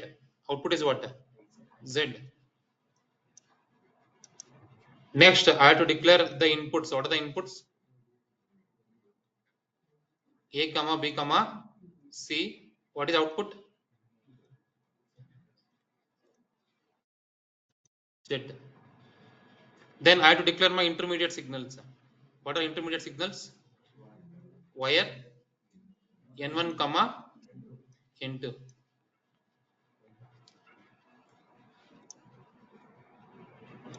Now I will start declaring my gates. What is the first gate I have? AND gate. So this AND gate I let it as AND2. So this is a name of this AND gate present in this Liberty file. Right? What is the name I have? AND2. 2 indicates 2 input AND gate. This name is present in the Liberty file.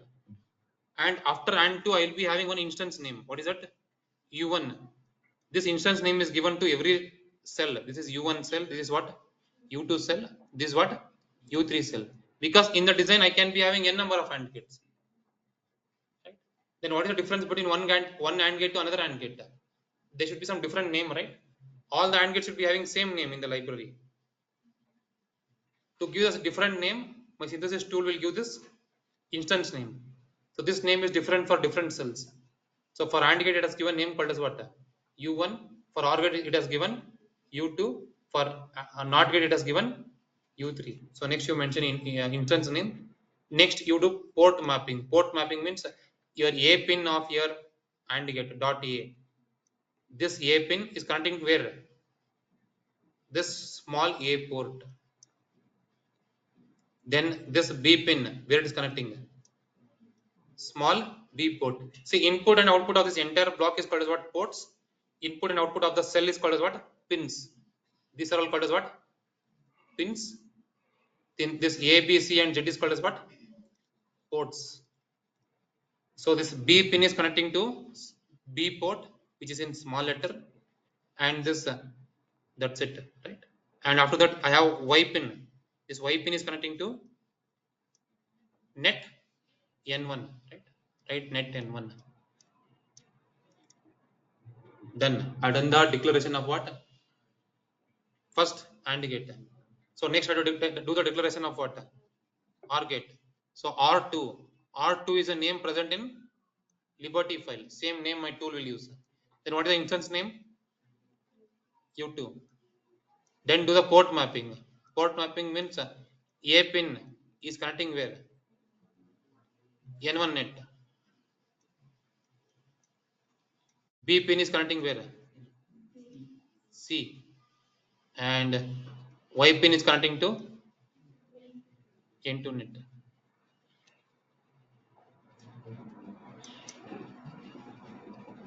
Next I have inverter. So what is the instance name? U3. A pin is connecting to N2 net and Y pin is connecting to Z and N module.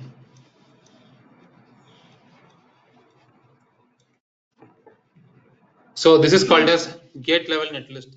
So here you don't have any if statement, you don't have any assign statement. Assign statement means what? A is equal to B. You don't have any assign statement, right? So you have only gate and its connections, right? So what is the where the connection is maintained here? Whether you're seeing any connection here in this?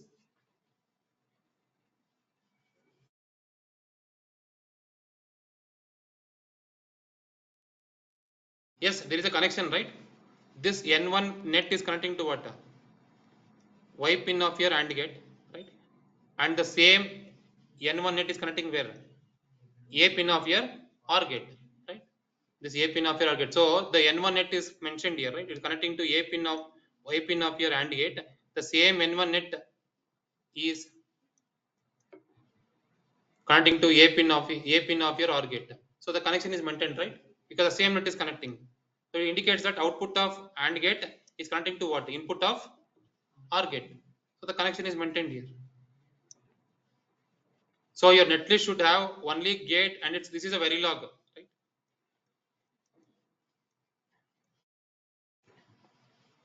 I think all the UG courses have Verilog. Anyone who has not studied Verilog? You don't have Verilog? You don't have Verilog in your which university you are from? Anna University. Huh? Anna University. Anna University not having Verilog? It's strange, like.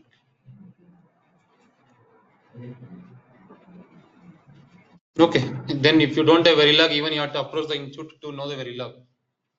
You'd ask them to teach the Verilog. See, your Verilog is very, very important, right? I think most of the universities should not remove this. So I don't know why they are doing like that. So here N2 is output of Y pin and its input to what? A pin. So here connection is maintained. Right? Here connection is maintained. So this is called as what? Gate level netlist. Gate level netlist has what? Only gates and connection between the gates. So this is the output from synthesis. This output from synthesis will go to what? Physical design. If you want to talk to me, you are welcome. If you want to talk yourself, institute is very big. You can go to any class and you can talk.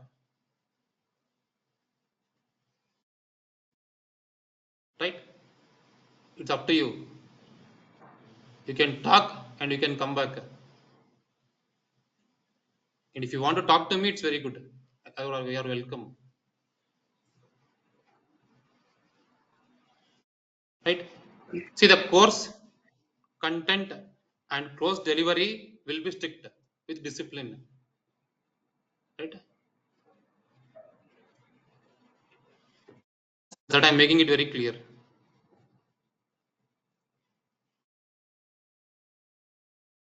So the output of synthesis is gate level netlist. Now my design is in what form? Gate level form. That we have to convert to what form? Layout form. Because my foundry can understand only what? I can give my foundry only the layout. So now that is done by which team? Physical design team. So that what is the role of physical design now? Then what is physical design now?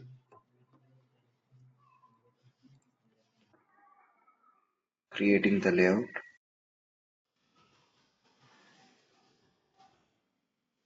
See, Verilog is not part of the basics, right?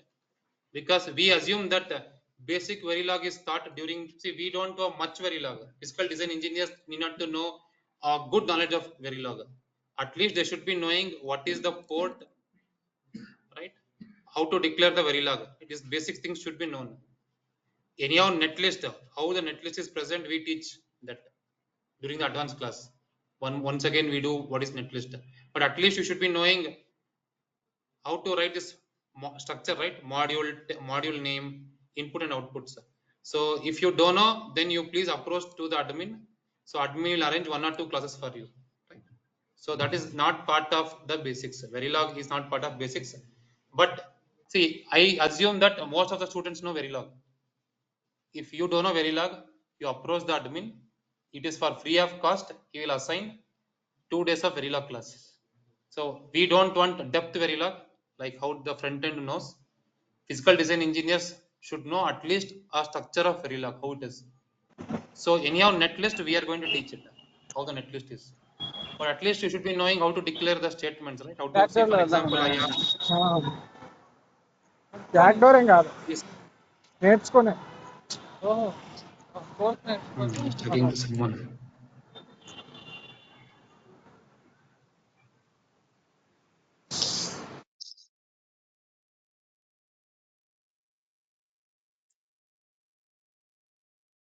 So what is physical design?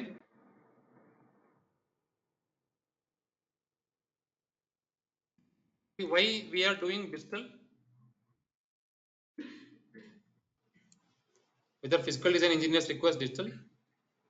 So at least you should be knowing what is the difference between latch and a flip-flop. Latch is a level triggered and flip-flop is a edge triggered. What is mux? What is encoder? What is decoder? If you use these terms, right, at least you should be knowing what that does. So if you are not knowing, then you should attend what? Digital design. So, but as a physical design engineer, at least you should be knowing what's the difference between a latch and a flip-flop. That is very important for us. So what is asynchronous design? What is synchronous design? So those basics are required. So similarly, you should be also knowing at least basic structure of Verilog. So module name, all these are what? Ports. First you declare input ports, output ports. Next you declare what? Intermediate signals as wires. And how to use assign statements, at least you should be knowing that. Assign statement means what? So if you have a circuit, if you are writing like this, A is assigned to assign A equals B and C. So what is this? This is a AND operation. At least you should be knowing this. At least this much Verilog is important for physical design engineers. So what is this symbol? This is for OR. This is for what? Not.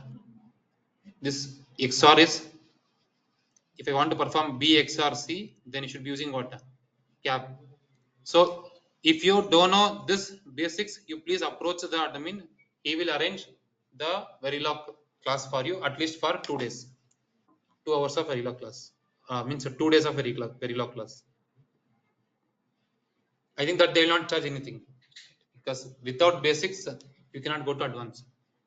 Or they will do this course during this PD basics. They will do only if you approach. I'm telling you. Right? They will do at least even in what? PD basics, because anyhow the mentor who is doing the physical design, right? He will be knowing, or he or she will be knowing the Verilog. So she will do that. So physical design. So what is physical design? Converting logical. See this gate level, whatever we are writing, it is writing in the paper and pen, right? It is in what form? Text form, correct? So these connections we call it as logical connection. Logical means just it is understanding that I have connection between what? Y pin of AND gate to what? A pin of OR gate. So this is called as logical. So converting logical design to physical design, physical layout design, that is called as physical design. So because this layout only we send to what? Foundry. That is the role of physical design engineers. So we'll take a break now. Now the time is 11:30. We'll take a break till 11:40. Right? We'll continue again at 11:40. Next we'll see what is steps in physical design. Next we'll see what is course content. Then we end up with what? Your remaining doubts. So you can take a break for 10 minutes and we'll resume back at 11:40.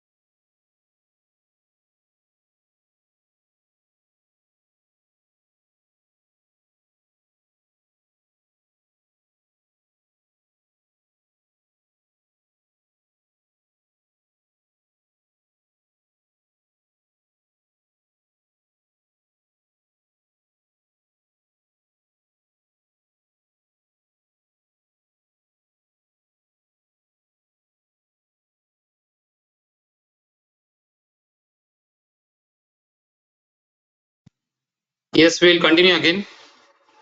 So next we will discuss about yes, any doubts? So course content and steps in physical design, right? Both are same. What are steps in physical design? That is what we cover in advanced PD topic. So when I talk about physical design,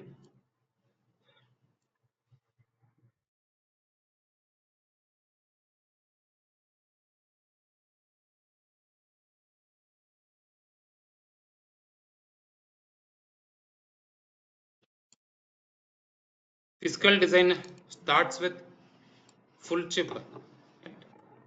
You will be having a full chip. The full chip is very big. See how many standard cells you are seeing here? 1, 2, 3, right? This full chip will be having 30 million standard cells. So how much is 30 million? 1 million is equal to 10 lakhs. So 30 into 10 lakhs. How much it is? More than around 3 crores. So full chip will be having 3 crores of cells. So we cannot do physical design for all the 3 crores of cells at a time. So what the full chip designer will do, or full chip is also called as chip top, is called as chip top. So this chip top design, what he will do is he will divide your block into many blocks like this. This is one block. This is another block. This is one block. This is another block.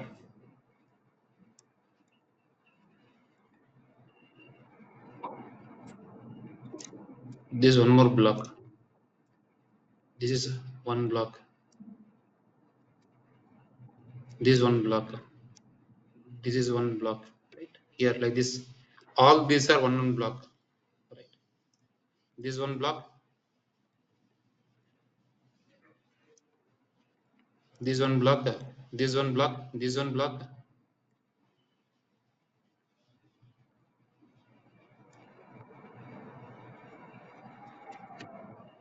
This one block. This one block. This one block. Right. So if I have a space, okay, I'll mention this right better. This is one block. Another block.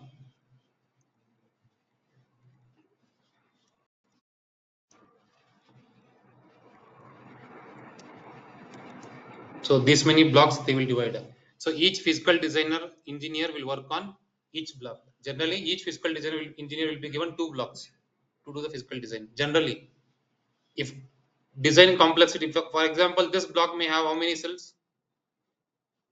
3 million cells. Right? We have the count always in million, right? 3 million means how much? It is 30 lakh cells. So this means if the person is handling 30 lakh cells, he will be given only one block. For example, this is having only 10 lakh cells, right? And this is having 10 lakh cells. So these 2 blocks will be given to one engineer. This is having only 5 lakhs, this 5 lakhs, this 5 lakhs, means these 3 will be given to one engineer, because all together it will become how much? 15 lakhs. It is depending upon the complexity, the number of blocks are given, right? Here only one block is given to one engineer, because what is the complexity here? It is very high. 30 lakh cells means it is not so easy to do the physical design. It is very highly complex. So based on the complexity, if the complexity of the block is very less, then they may assign 2 to 3 blocks, not more than 3 on average, right? They assign, the block assigned can be ranging from 1 to 3 blocks, right? So now you people, when you join to industry, you will be working on this block level physical design. So you will be doing this block level physical design. After doing block level physical design, all the blocks are integrated to form what? Full chip. So to become this full chip engineer, at least you should be having more experience, like 5 to 7, 8, 10 years of experience. So till 5 years or 6 years of experience, you will be working on what? This block level physical design. So even I am working on block level physical design. So what you will do, first you will be working on block level physical design. Next you will become a lead. Lead means you are responsible for like 5 blocks. Engineers are working on their blocks, but you are responsible for all the 5 blocks. Any issues, you should fix the issues in these blocks, because the engineers who are working, they will be freshers or with less experience. So if they get any issues, you are responsible for fixing the issues, right? You will be working in the lead position. After lead position, next you will go to what? Subsystem or full chip level position. So in the full chip level or subsystem level, you will be handling entire chip and you will be dividing it into blocks. So this is one block. It's another block. See, if chip is very complex, so what they will do? If chip is very complex, first they will divide into subsystems. They will not directly divide into blocks. Chips may be divided into blocks if chip is not very complex. If chip is very complex, means it is having more cells. First they will divide into what? Different subsystems. For example, this is one subsystem. This is another subsystem. This is another subsystem. This is another subsystem. So this entire block is divided into how many subsystems? 1, 2, 4. 3, 4. And each subsystem may be divided again into what? Blocks. Right? So there is a lead for one subsystem. There's a lead for other subsystem. There's a lead for other subsystem. There's a lead for what? Other subsystem. So it depends upon the complexity of a chip. Right? So generally, if the chip is very complex, they will divide into subsystem. Subsystem will be having again blocks. So each subsystem will be having blocks ranging from 30 to 80 blocks minimum, right? It will be having minimum 30 to 80 blocks. I cannot tell exact number. It depends upon the chip or subsystem, what type of this. It may range from 30 to 80 blocks. So now the engineers are working on what type of design, what type of physical design. So till 5 to 6 years, we will be working on block level physical design. Sometimes you may work on this subsystem physical design. Right? Subsystem physical design is nothing but what? Integration of all the blocks. You integrate all the blocks. At early experience, you will never work on subsystem. You will work on subsystem at least at 5 years of experience. So because you should be understanding many terminologies there, right? What is feed through, how to handle feed through, how to handle the pipelining. There are many things you have to understand. So now in our institute, we do what? Block level physical design. So because you will work in block level physical design only for next 5 years, right? So what are the steps in this block level physical design? That is what we are going to discuss. So first you will do block level physical design. These blocks are integrated to form what? Subsystems. Subsystems are integrated to form what? Full chip. And for the full chip, they will take GDS and they'll send to what? Foundry. But now you are working on block level physical design. So in block level physical design, if we classify, so we start with floor plan. Next is placement. Next is CTS. Next is routing.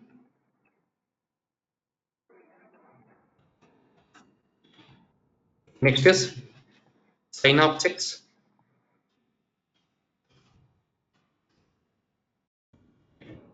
So these are the steps in block level physical design. When this all steps are completed, then you can hand over your block to the subsystem level. Subsystem level integrate and they will hand over the block subsystem to full chip.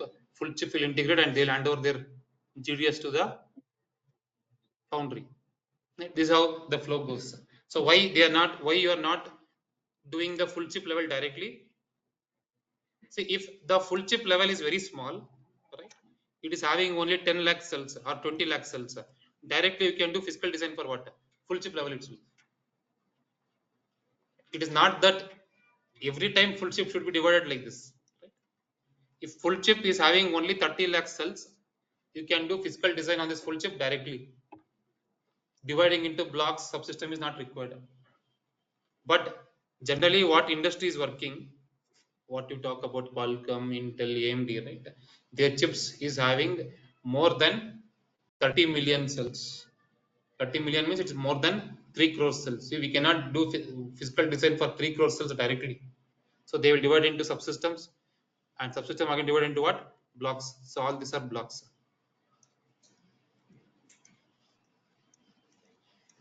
So whose count is very large here? There are block level engineers or subsystem or chip top.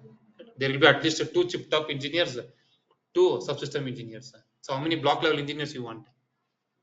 So on average 80 blocks means we'll take 60 blocks. 60 blocks for each person. If you give 3 blocks means how many engineers you want? 20, right? 20 engineers for this subsystem, 20 for this, 20 for this, and 20 for. So we need more block level engineers. So now when we go to these are the steps in physical design, right? So what is floor plan? Again, floor plan has many steps. One is creating core area and die area.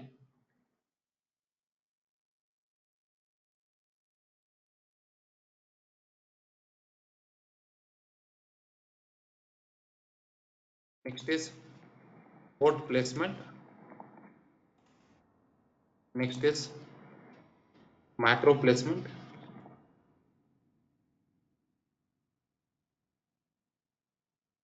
Next is physical cell placement. So that is very small. I'll go with power planning.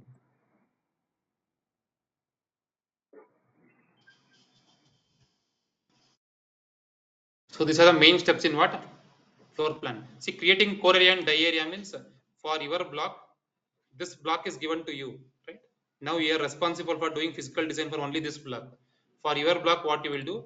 You will create a core area like this, and outside you will create one more area that is called as what? Die area. So this they will not call it as die area, they will call it as what? Boundary area. Alright. So this is your core area, this is what? Boundary area, or it's also called as what? Die area. So first you have to create for your block this core area and die area. So I let this little bit big. This is your core area and this is your die area. So block level engineers will not create this core area and die area, but still will teach you how to create this. But generally you will get from what? From the top level, right? Top level means it can be from subsystem or it can be from chip top. So if your design is divided into subsystem, you get from subsystem design, right? What is the area? What is your core area? What is your die area? You cannot decide. You cannot take how much you want. They have to decide it. So you will get from the top level. So he would have given what is the core area and die area. You should utilize that same thing, right? But sometimes when the design is at early phase means this floor plan itself is not ready. Then they may ask you to create your own core area and die area. So we will teach you all the commands how to create by your own, or if the chip top is giving how to utilize that. Right? We'll teach everything. So generally we get this from the top level. So top level means it can be from subsystem or it can be from full chip. Right? So this is inside thing is called as what? Core area. This is called as die area, or it is also called as boundary area. It's very simple. Creating it is very simple. Even we have many commands to create it. So we'll teach that how to create it. So next is what? Port placement. See, physical design always not happens in doing these steps. Right? Physical design also happens with physical design engineers are also responsible for giving the data what chip top requires. Right? What is chip top requires? They may ask many data from you. So you should be getting those data from the tool and you should be giving to them. You also deal with those things. You are not only responsible for doing these steps. So port placement means port placement. You have many commands to do it. So generally you will not do the port placement. Again, port placement will get you will get the information from what? See, I will write here, right? I'll go with this diagram. For example, all the output of A is also having core area, right? This core area of A. All the output of A is going to be, then means output ports of A should be placed at what side? Right side, right? Output ports I cannot place here. Either I can place here. So all the inputs for A is coming from C. Then I should place all the input ports here, right? So ports means what? Inputs and outputs of your block. For your block, what are the inputs and outputs? Here, what are the ports? In the netlist, you can see the ports, right? What are the ports here? A, B, C are input ports and Z is what? Output port. But in reality, you will not be having three input ports and one output port. You will be having plenty of inputs and plenty of output ports. The count will be in thousands. 4,000 input ports, 8,000 output ports. Like that, it will be in 1,000. It depends upon the design. I have seen the input and output ports even in 9,000 also, right? So all your chip top will tell where to place the input ports. For example, he is telling that to place the input ports on the left side. So you have to place all the input ports on the left side and all the output ports at the bottom. Then you have to place at the bottom. Where he is telling, you have to point it. You have to place it. So from the input ports, the signal will come to your block. From the output port, the signal will go to the neighboring block, next block. So you cannot decide where you want to place that. Your chip top has to decide based on this full chip diagram where it is communicating. So if all the inputs are for A, I am getting from C means he can easily take the inputs, right? Like this. If all the outputs of A is going to B means I can easily send outputs like this if I place my output ports here. But output ports if I place here, the net length increases. Alright. So based on that, your chip top will tell where to place your input ports and output ports. So these ports are just a piece of metal layers. What are this? Just a piece of what? Metal layers, which is going to carry the information or signals from the previous block, and signals are passed to the next block. Just they are the piece of metal layers. That's it. So you will get input ports from here, and you will get you will send output ports to the neighboring block. So next step is this port placement. So ports are placed in between what? Core area and die area. So what is the next step? You have what? Macro placement. See, in your design, you will be having some cells called as what? Macros. See, macros are not this standard cells. They are, what are macros? Macros are complex cells which are already optimized.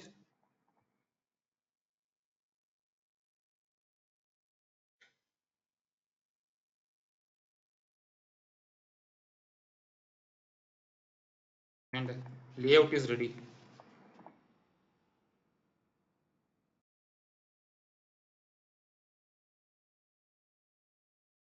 You know this one, right? You know this sambar rasam powder is already available in the market, right? Your mother will not purchase. She will not do the sambar powder from the beginning, from the scratch. As sambar powder is already available in the market, directly she will purchase from the market, and she will use in she will use in the cooking, right? Because it's already available in the market. Why she is purchasing from outside? She believes that the time what I spend for cooking is less when I purchase outside. Second thing is I cannot get the same taste what they are giving. These may be the reasons. So one of the main reason is I will use that because I can reduce my time, right? Time in preparing that. So similarly, there are few layouts which are already available in my design, right? For example, in my design requires some ARM processor or it requires some SRAM. That SRAM layout is already ready for me. SRAM, what I have done in the previous project, I have already written the Verilog code. I've done the synthesis and I've done the physical design. And for this SRAM, the layout is already ready. So for this project, whether I have to write the Verilog program, whether I have to do the synthesis, and again I have to do the physical design for the standard cells. No, the layout is already ready. Take that layout in your design and place it directly, right? If I do the synthesis, this SRAM may produce again 10,000 cells. Already I have 30 lakh cells plus this 10,000 cells. I have to do the what? Physical design. Instead of doing that, what I will do directly, I will use a layout of what? SRAM. So my design requires a 10 SRAM, means how much cell count I am saving directly by using the layout. So I am using 10 SRAMs like this. I am placing how much 1 2 3 4 5 6 7 8, right, 9 10 SRAMs I am using. So each SRAM is producing 10,000 cells. If I don't do the synthesis, if I directly use a layout, how much cell count I am saving? 10,000 into 10, it is like 1 lakh cell count I am saving it, because this SRAM layout is already designed in the previous project. I am already having the layout. I am already having the physical design layout. Right? Directly I will use a layout here. So why I will this SRAM? If I don't have SRAM layout, then what I should do? There will be a Verilog program for SRAM. I should do what? Synthesis. And this SRAM is found because of what? Standard cells. I should be using this 10,000 standard cells or layout in my design, right? And I have to connect the standard cells. So this 10,000 standard cells connections I need not to do now, because I am already having the layout of that. It's already done in the previous project. I will directly reuse it. So I believe that this layout is efficient. Whatever the layout I have, right? This is efficient layout, and this if I use in my design, I can save my time, physical design time. Right? So I will directly use. So these are called as what? Macros. So macros are complex cells. They are not standard cells, which are already designed and which is already optimized. Optimized means what? The design is already improved. Right? Then I will reuse the layout automatically in my design. So that is going to help in reducing my time. So in a design, if I have 30 lakh cells, I will be having max to max.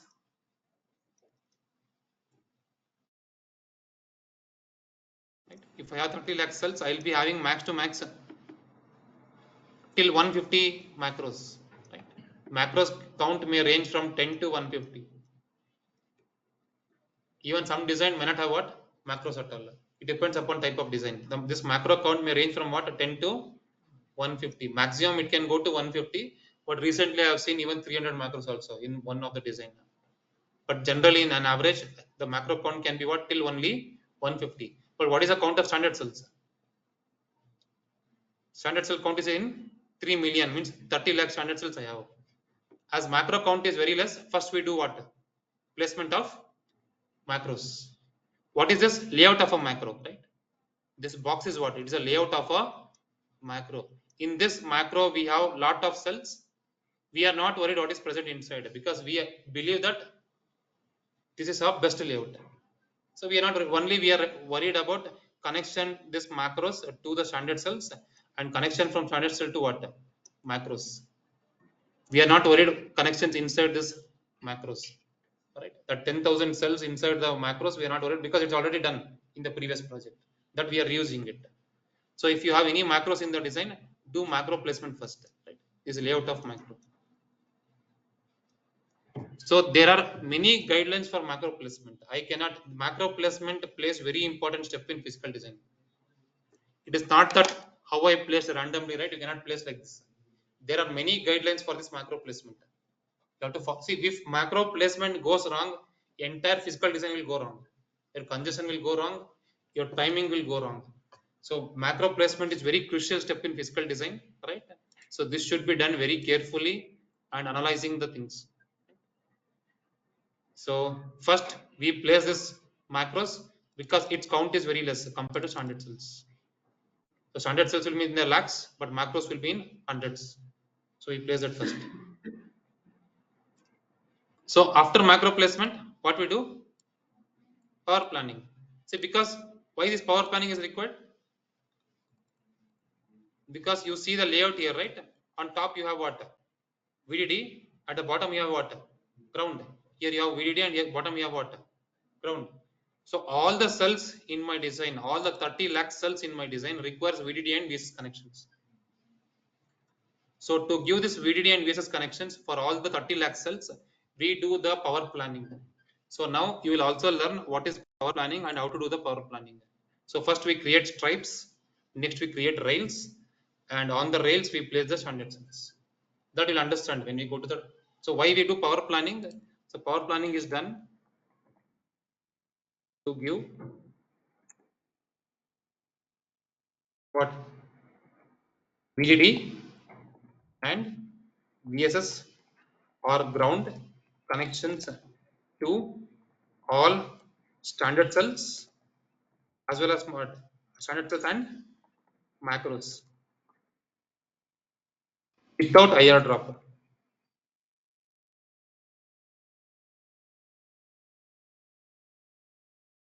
Without IR drop. What is IR drop? Voltage drop on the metal layer, right? For example, I have a port here, VDD port. From this VDD port, there is one cell present here. This cell is requiring VDD. Right? VDD connection I am making like this through metal layer. So this cell is drawing current, right? The current is flowing through this metal layer, and this metal layer is having some what internal resistance. So current is flowing and it's having what resistance. This I into R is going to give what voltage. So here the VDD is 1.5, but the VDD here it will be like 1.1. So 0.4 voltage it is dropped on the metal layer. Right? 0.4 voltage is lost.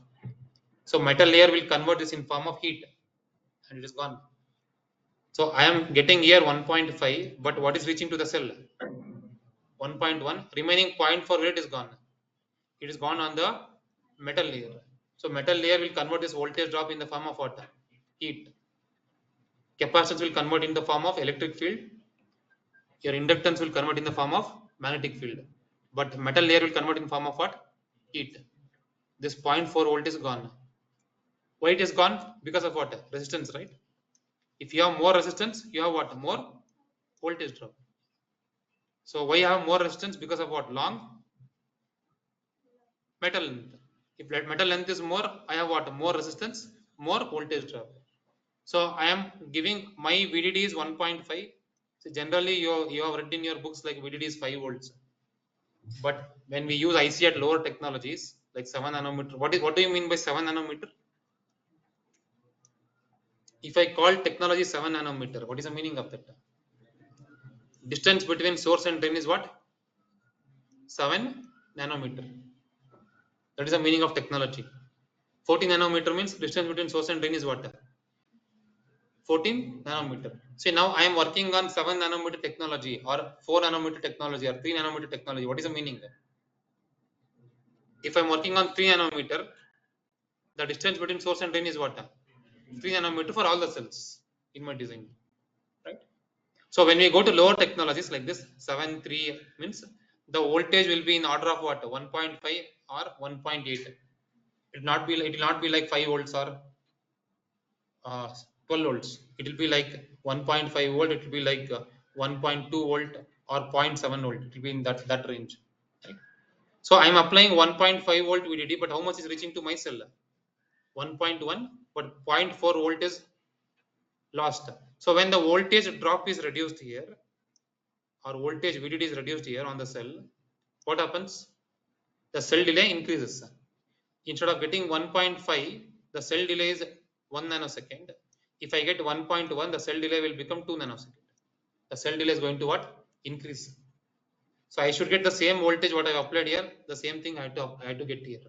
So giving VDD and VSS is not important. I should give VDD and VSS without what? With less. I cannot make voltage drop 0, but I can reduce the voltage drop.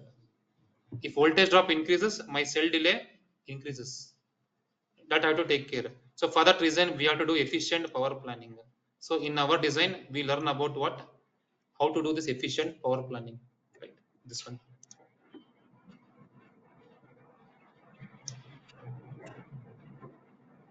So after floor planning, right? We will not directly jump into placement. We do STA, static timing analysis. We cover this part here because after placement we should do STA. After CTS we should do STA. After routing we should do STA. After sign up during sign up checks we should do STA. STA means whether my design is working with the particular clock frequency or not. In the simple terms, if I want to tell, if my design is working with 1 gigahertz clock frequency, whether my design can work with 1 gigahertz clock or not, I should verify that. So for STA, to verify this, we have many topics to be covered that we covered in our advanced part. Static timing analysis. We cover what is clock, types of clock,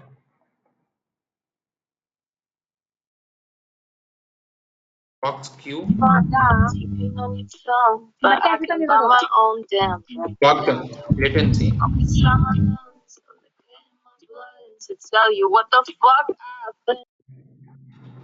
See, if you are not talking to me, right, you can please mute yourself.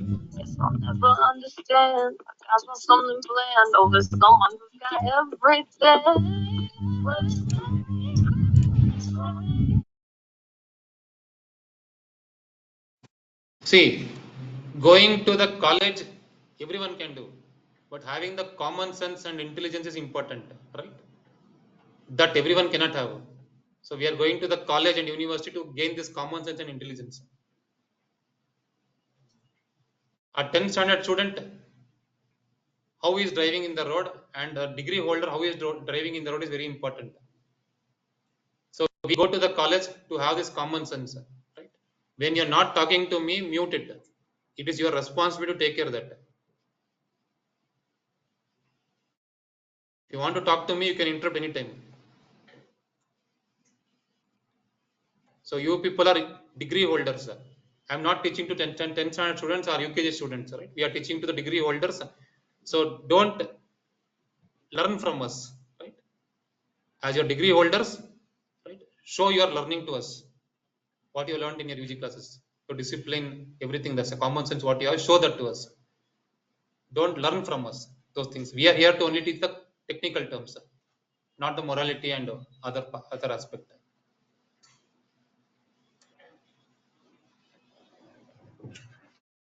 So in STA, we discuss clock, types of clock, clock skew, clock uncertainty, right? And next we discuss about setup and hold analysis. Setup and hold analysis.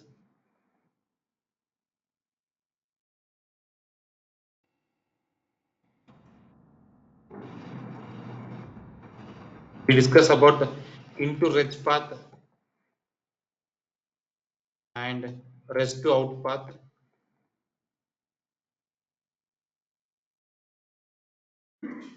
We discuss on multi-cycle path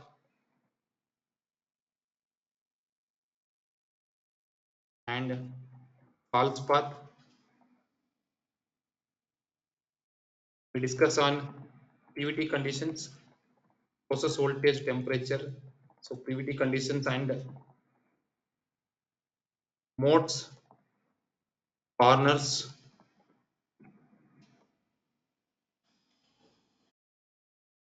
and scenarios. So we also discuss on asynchronous paths. So these things we discuss on STA. See, this we do before starting what? Before starting your placement, right? Because after placement, each step we should do. You should do what? All this checks. So generally, you will do generally setup and hold analysis. So one more check you will do, that is max cap and max branch. So I highlighted the last one. So DRV checks, design rule violations. So that is your max cap. Max cap means max capacitance, max transition, and max fan out.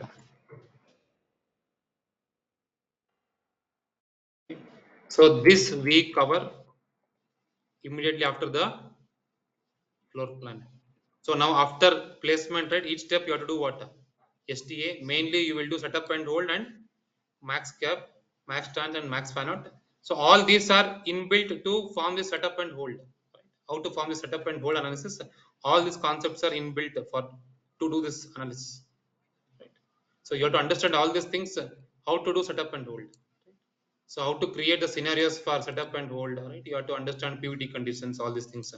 So if the path is cannot be converged in single cycle, then we should use multi-cycle.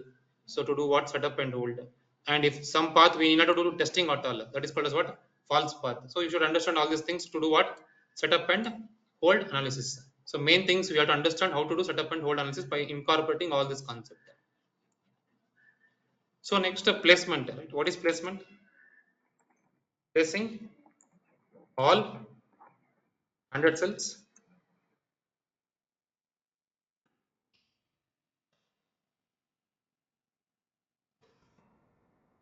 inside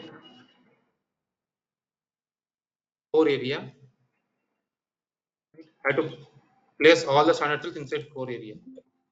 So these standard cells, whatever we talk about the 30 million standard cells, right? We have to place like this without overlapping. So what are this? These are layout of standard cells. See, we are not drawing the layout. Layout is drawn from which team? Layout team. So we will take the layout drawn from layout team. For example, NOR gate. This is NOR gate. I'll take the NOR gate layout, OR gate layout, XOR gate layout. Right? All the layouts of the standard cells we place inside what?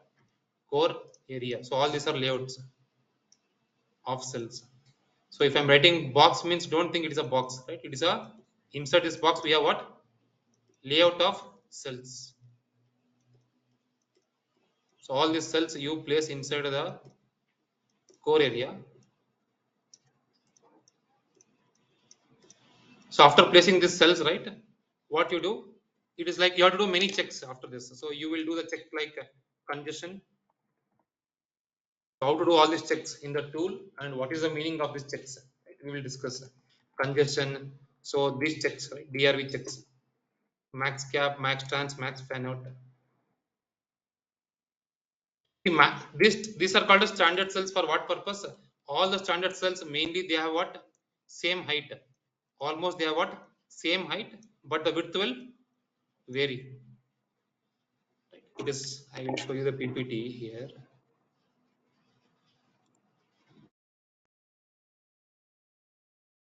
This is a standard cells, right? You can see height is almost what? Same, but width is what? Varying. This width is different and this width is different. This width is different and this width is what?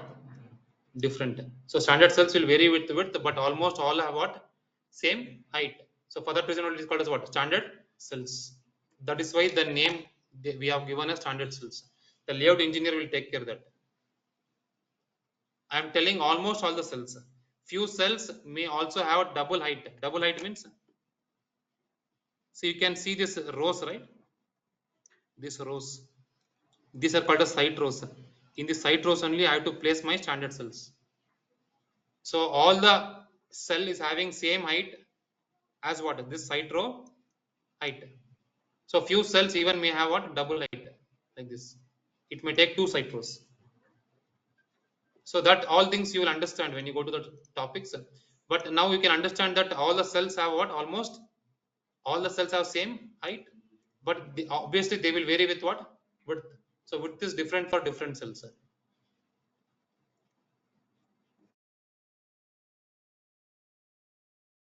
So after this placement, you will do all these checks. What is that? Congestion. Congestion means, see, now I have done only placement of cells, but I have not routed it. Right? I am not connected through metal layers. Congestion is going to evaluate whether I can connect these cells or not without shorts. Connection happens through what? Connection happens through metal layers, right? I will connect these cells through what? Metal layers. This happens in which step? Routing. Not now. But now we have to estimate if I place cells like this, whether I can connect the cells by using what? Metal layers or not. So estimating that is called as what? Congestion. So congestion, I can estimate whether I can route cells or not without shorts.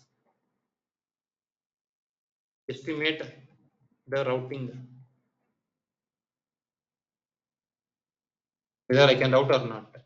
So next, I will do this check, right? DRVs. This I'll understand when you go to the advanced topic. Next, I'll do only setup analysis. After placement, only we do what? Setup. We will not do hold. We will do only setup.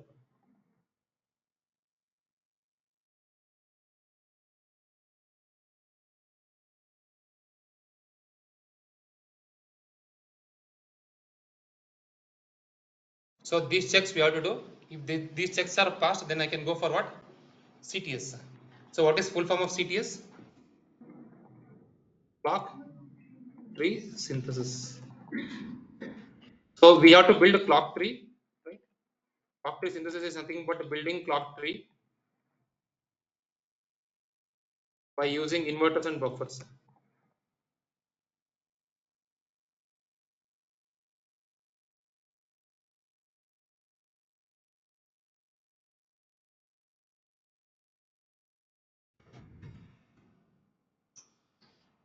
You can see why we have to build a clock tree.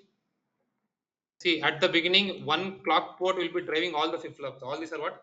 Flip-flops. One clock port will be driving what? All the flip-flops. So what happens now? The load on the clock port becomes very high. Here, the load becomes very high. All the pin capacitance. Every cell is having pin capacitance.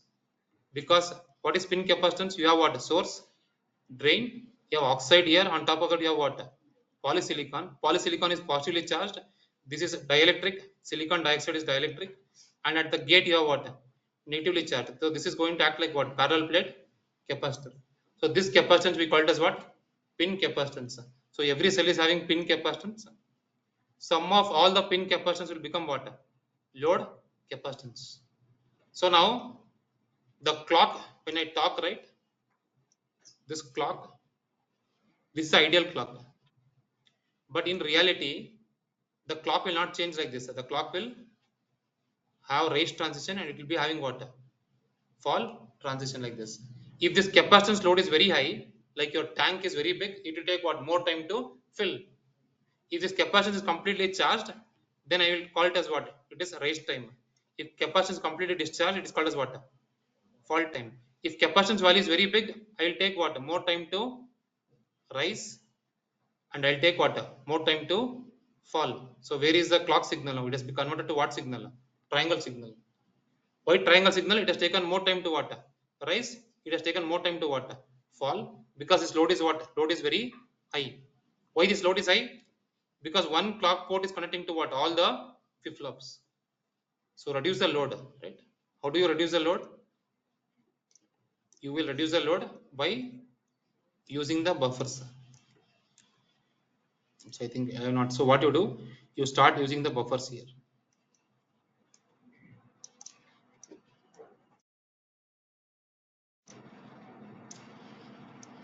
This port you drive only one buffer.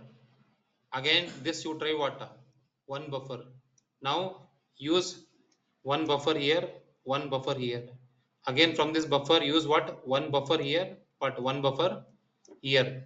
And this from this buffer you drive what? These three flip-flops, and this buffer you drive this 6 flip-flops. This buffer you drive what?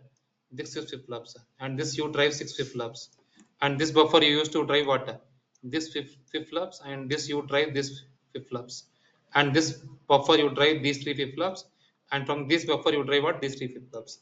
So this clock port is now driving how many cell? Only one cell. What happens to load here? Load is reduced, right? Because it's driving only one cell. And this buffer is driving how many cells? Only one buffer. So load is reduced. Again, this buffer is driving how many cells? 4. So load is reduced. It is not like earlier. Earlier, one clock port was driving how many flip-flops? Lakhs of flip-flops. Now this buffer is driving how many flip-flops? Only 6. This is driving only 6. This is driving only 6. So thereby you reduce the load. If load is reduced, means what happens? The clock will have rise time. It will be having what? Fall time like this. So at least you will be having some on time and you will be having some what? Off time. Or else if you have huge load, then your clock will take more time to charge. It will take more time to what? Discharge. So that is going to, you are going to lose the clock shape itself. So now what you should do, you should insert the buffer here. You have to split the load, right? So that is called as clock tree synthesis. So what are the guidelines for clock tree synthesis? How to do it? What are different types of clock trees? What are the checks after clock trees? You will see in this course. Right? See, there are different guidelines to be followed. So you should be seeing latency, skew should be less, right? Those things you will learn in the advanced class. So what is clock tree synthesis? Building clock tree by using what? Inverters and buffers. So what checks you do after clock tree synthesis? You will do this normal checks, all these checks. All the checks you did in the placement step, you will do redo again. But instead of setup, you will also do what? Hold check. And apart from that, you will do many important check called as latency. Whether latency is in the limit or not, and skew. Right? Latency and skew check you will do. What are the additional checks you are doing? Latency and skew. Next what? In placement you will not do hold, but in this after CTS you will do what? Hold also. So what is these checks? How to do these checks? You will learn in the advanced part. So next is what? Routing. Right? Routing is nothing but what? Connect all the cells and macros in the ports by using what? Yes, standard cell is also called as library cell because the cell is picked from the library itself, right? Earlier I told liberty file. Liberty file is also called as library file. Right? Here I have mentioned. Okay, I mentioned here.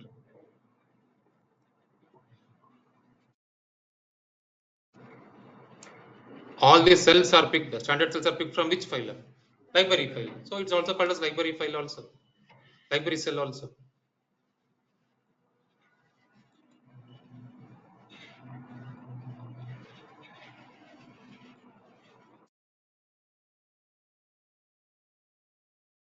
See, every cell will be having two names here. Right? You are two names. What is that? One is this is a library cell name. What is this U1? It's an instance name. Right? What is this called as AND2? It is a library cell name. U1 is an instance name. Even macro is also right. Macro is for macro we will be having liberty file. So because I should be knowing what is a macro delay, right? What is a liberty file consists of? Liberty file consists of what? It consists of standard cell delay as well as what? Power consumption by the standard cell. Even I should be knowing what is the delay of macro and what is the power consumption of what? Macro. So even for macro I have a .lib file or liberty file. So after doing the physical design, even I can obtain the .lib file for what? Entire my block. Even this block can be used by some other person as what? Macro. You can also use it. The subsystem designer will treat this my design as what? Macro itself. Right? So even I can obtain .lib for what? .lib for this entire design. So even we will be having .lib for this entire macro. Right? I will be having layout file for this macro, even .lib for macro also.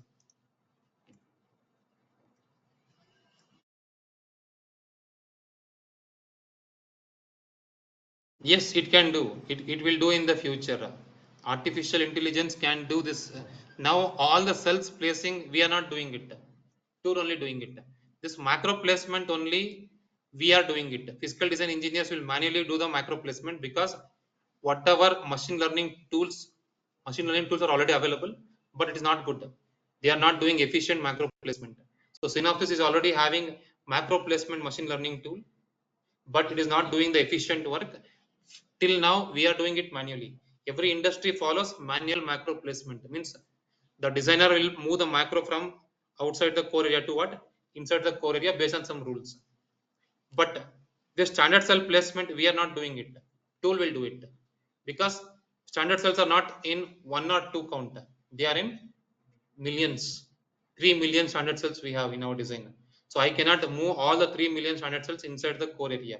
My tool will do that. So, but what is the role of engineers now? Then we have to guide the tool how to do it. Right? We have many rules to follow. We have many options to guide the tool. So our role is to guide the tool. So for me, the core area is given, and I cannot fit all the standard cells inside the core area. I have to identify that. Okay, my in my design, standard cells are overlapping. I cannot fit all the standard cells inside my core area. Then what is my role? Inform this to the chip top. Chip top will change the area for me. Again, trigger the run. again do the physical design from the scratch. So most of the work in physical design is done by tool, but our role is to guide it, right? But everyone cannot guide it. Even 10th standard student cannot guide the tool, because you should be knowing the knowledge of physical design, knowledge of CMOS, knowledge of the tool, how to guide the tool. But most of the rule is so for that reason only physical design is little bit easy compared to what front end, because most of the work is done by tool. So our role is to just monitor the work and guide the work for the tool, right? Our role is not a bigger role. For example, my chip top ask me how many ports you have in my design. Ports are already placed, whether you will count how many ports you have, because ports are in thousands. Then use appropriate command, get the port count and give to him. Like that, your role is not only following the steps, even passing the information to what chip top and getting the feedback from him and incorporating that in your design. So to incorporate that in your design, you have to give the, for example, you have done the placement and your chip top is telling add these 5 cells in your design. Whether you will redo the placement? No, 5 cells you only manually add it, right? So just you have to, most of the work is done by tool only, but your role is to just guide the tool what has to be done properly. There are many app options even to do the better placement also. So I can tell the tool do the time driven placement, do the placement in such a way that my timing should be what very good. There should be no setup violation. I can tell the tool congestion driven placement, means do the placement in such a way that I should not be having any congestion. I can tell the tool, right, give importance for particular cells. While doing, give importance for what? Placing particular cells, that is called as path grouping. Give more importance to the tool for these cells while placing it. So like that, I can control the placement through the commands. So based on my inputs, my tool will do the placement. But most of the work is done by tool only. So I can tell that physical design is semi-automated. But still, engineers are required to control it, to give the appropriate input based on the requirement. So in future, whether AI is going to do this, so I can tell yes, it can do it. It can take the input directly from the chip top and it can directly incorporate it. It can happen, right? I don't know. It can happen. I can tell only one word, but macro placement, there is already command, machine learning command, but it is not doing the efficient work. We are doing it manually. Synopsys has the command, it is not doing efficient work. Innovus doesn't have command itself. Okay, so where I was stopping, routing, right? What is routing? Connect the cells by using what? Metal layers. Layers. So connecting the cells through metal layers should not create what any shorts, right? For example, if I want to connect this cell and this cell, I cannot short here in between, correct? So I should connect without using what? Without doing the shorts. So here you can do, here you can see I've done the short here. So how to do the routing without shorts is a challenging thing, right? So if you connect all the standard cells, ports and macros by using metal layer, your routing is done. So after routing, you will do all these checks. You will not do latency and queue, but generally you will do all these checks. Congestion is not required, right? What is congestion? It is estimated of what? Routing. I can do routing or not. But routing itself is completed. Then why you have to do that? It is not required.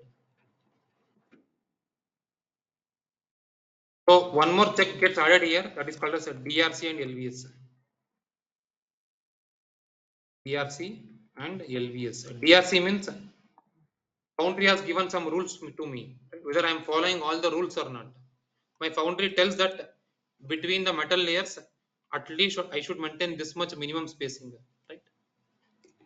At least you maintain 0.5 micrometer minimum spacing between two metal layers. My Foundry is going to tell this. Then I have to maintain this compulsory in my design, because Foundry is going to do that. Foundry is going to fabricate this IC. If I am not going to follow this, my Foundry cannot fabricate it, right? Foundry has given the rules. I have to follow those rules. Whether I am following the rules or not, it is verified by which command? DRC. DRC means a design rule check. Next LVS. LVS means layout versus schematic. So I have the net list. Here I have the net list. What are the connections? Here output pin of Y is connecting to what? Input pin of what? OR gate. Whether this same connection is happening in layout or not, that we verify. Here this is a layout. What is schematic here? Schematic means it is nothing but your what? It is nothing but your netlist. Netlist is your schematic. Whatever connections present in the netlist, the same connection is happening here or not. Right? You are going to verify. That is called as what? Layout versus schematic. If this is done, then you can pass your design for what? Sign off checks. So sign off checks has AR drop check. Again, these are separate teams. There is not a PD team, right? This is a separate team again. So they will do IR drop and power and electron migration check.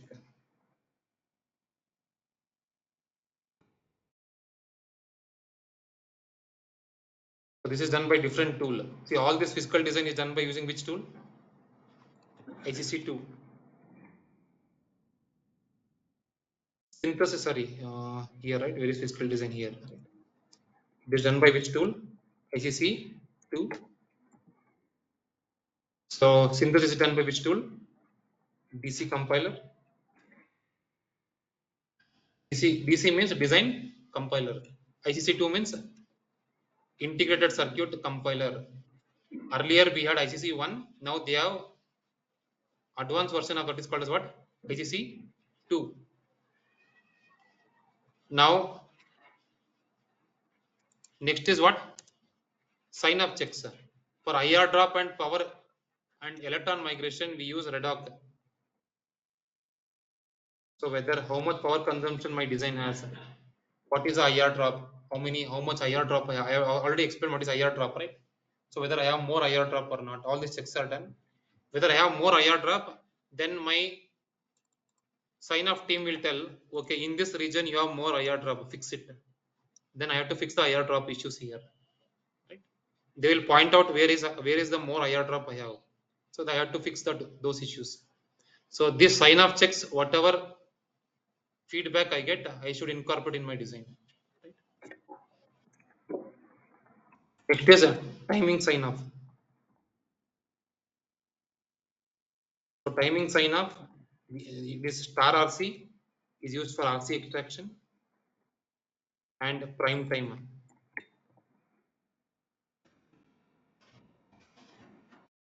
So here they do setup and hold check. Basically, right? They will do many checks, but mainly they will do what? Setup and hold check. So setup and hold check we are done at each stage. Again, why you have to do here? See, this tool is very accurate compared to your ICC2, right? This prime time is very accurate because this tool is only for doing what? Setup and hold check. But ICC2 is not for only for this one, right? ICC2 is for what? Placement, CTS, routing. It is doing all the things along with this. ICC2 is not very accurate, but your prime time is fast and accurate. So even though we are done at each stage, again you have to do at what? By using the sign off tool. Next is physical verification.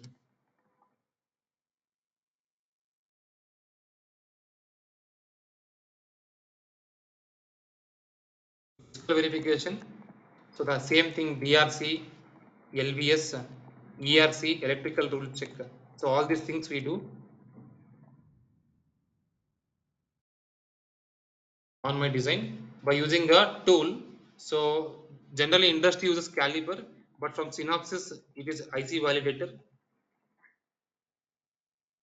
But industry uses caliper.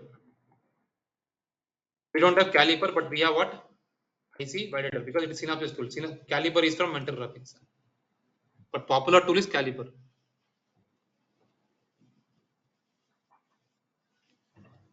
So next last check we have is LEC, logical equivalence check. So LEC is not a biggest check. LEC is nothing but whatever netlist you get after routing, right? What are the connections you have in the routing, and whatever RTL you have, this RTL, right? This RTL, both are implementing same functionality or not. You have to check. This RTL is implementing some functionality, right? And after routing whatever cells you have, both are implementing same functionality or not. You have to check it. It is called as what? LEC, logic equivalence check. With RTL, we are going to check versus routed design.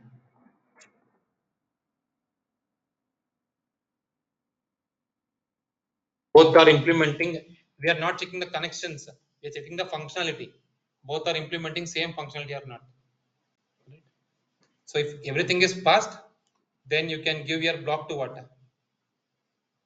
See, steps in physical design course content. Everything I have covered. So then you can give your block to what? Subsystem design. Subsystem design will integrate all the blocks in his design. Again, he will do all these checks. He will hand over subsystem to what? Full chip designer will integrate all the subsystems. Again, he will do what? All this checks, and after that he will form the GDS2 file. Then he will send to what? Foundry. So Foundry will fabricate IC according to the things whatever we have given. Right. So I've exceeded the time. So my time is for 3 hours, and it has become already 12:42. So these things what we do in this physical design entire course, what are the steps I have mentioned here from here to here.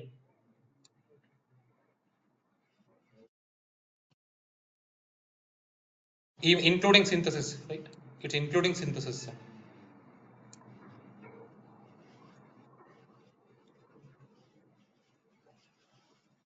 So LVS is something, but after routing, you have the netlist, right? Your netlist gets updated every time. See, the same netlist you will not use, because during CTS time, what you have done, during CTS time you added some buffers, right? Your netlist gets updated. Your cells updated in what? Cells get updated in what? Netlist. This netlist will be present in the tool's mind. So what you do, you will verify what are the connections present in the netlist, whether same connections are present in what? Layout or not. Here your netlist is telling Y pin of your AND gate is connecting to what? R pin of your A pin of your OR gate, because the net N1 is connecting to what? Output pin of your AND gate. It's also connecting to what? Input pin of your OR gate. So the same connection should be present in your layout also. Same metal connection should be present.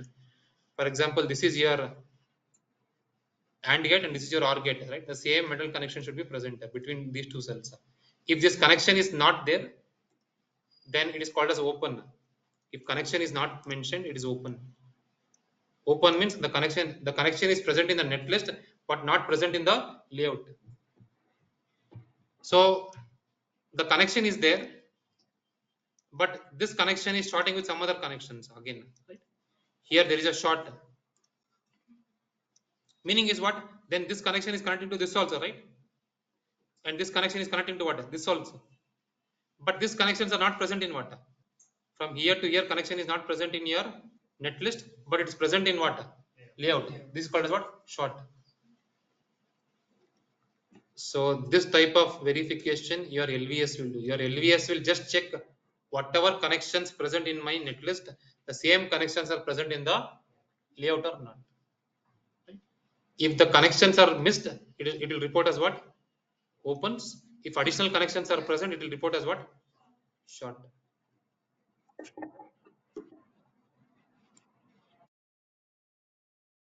Okay, I completed from my side. So I will spare another 5 minutes for your doubts. If you have anything, you can ask me. Sir, during sign-off checks, right, do we do power analysis or not? See, power analysis, we don't have redact tool. Okay, I will make clarity on this, right?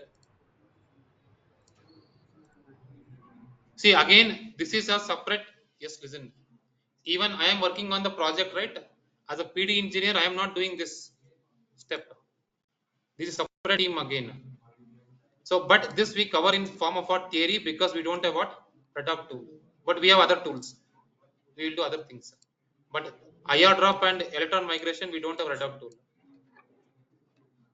But we cover the theory part for this. So which I told in beginning also, right?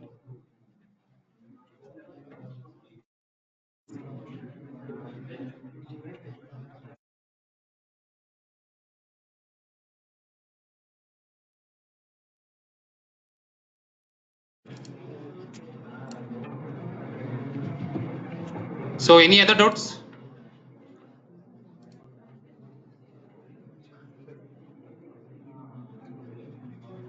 Okay, then thank you everyone. Yes, Abhi, you're asking anything? It's not audible. Yes, please ask me. What is your doubt? Others can leave if you're done. Yes, please ask your doubt. Yes, maintain silence. Still, I am on the session, right? Please maintain silence. If you're done, you can go silently, right? Yes, Naveen, you can ask your doubt.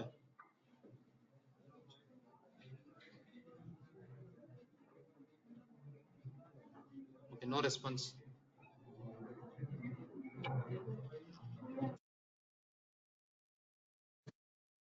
Okay, thank you everyone.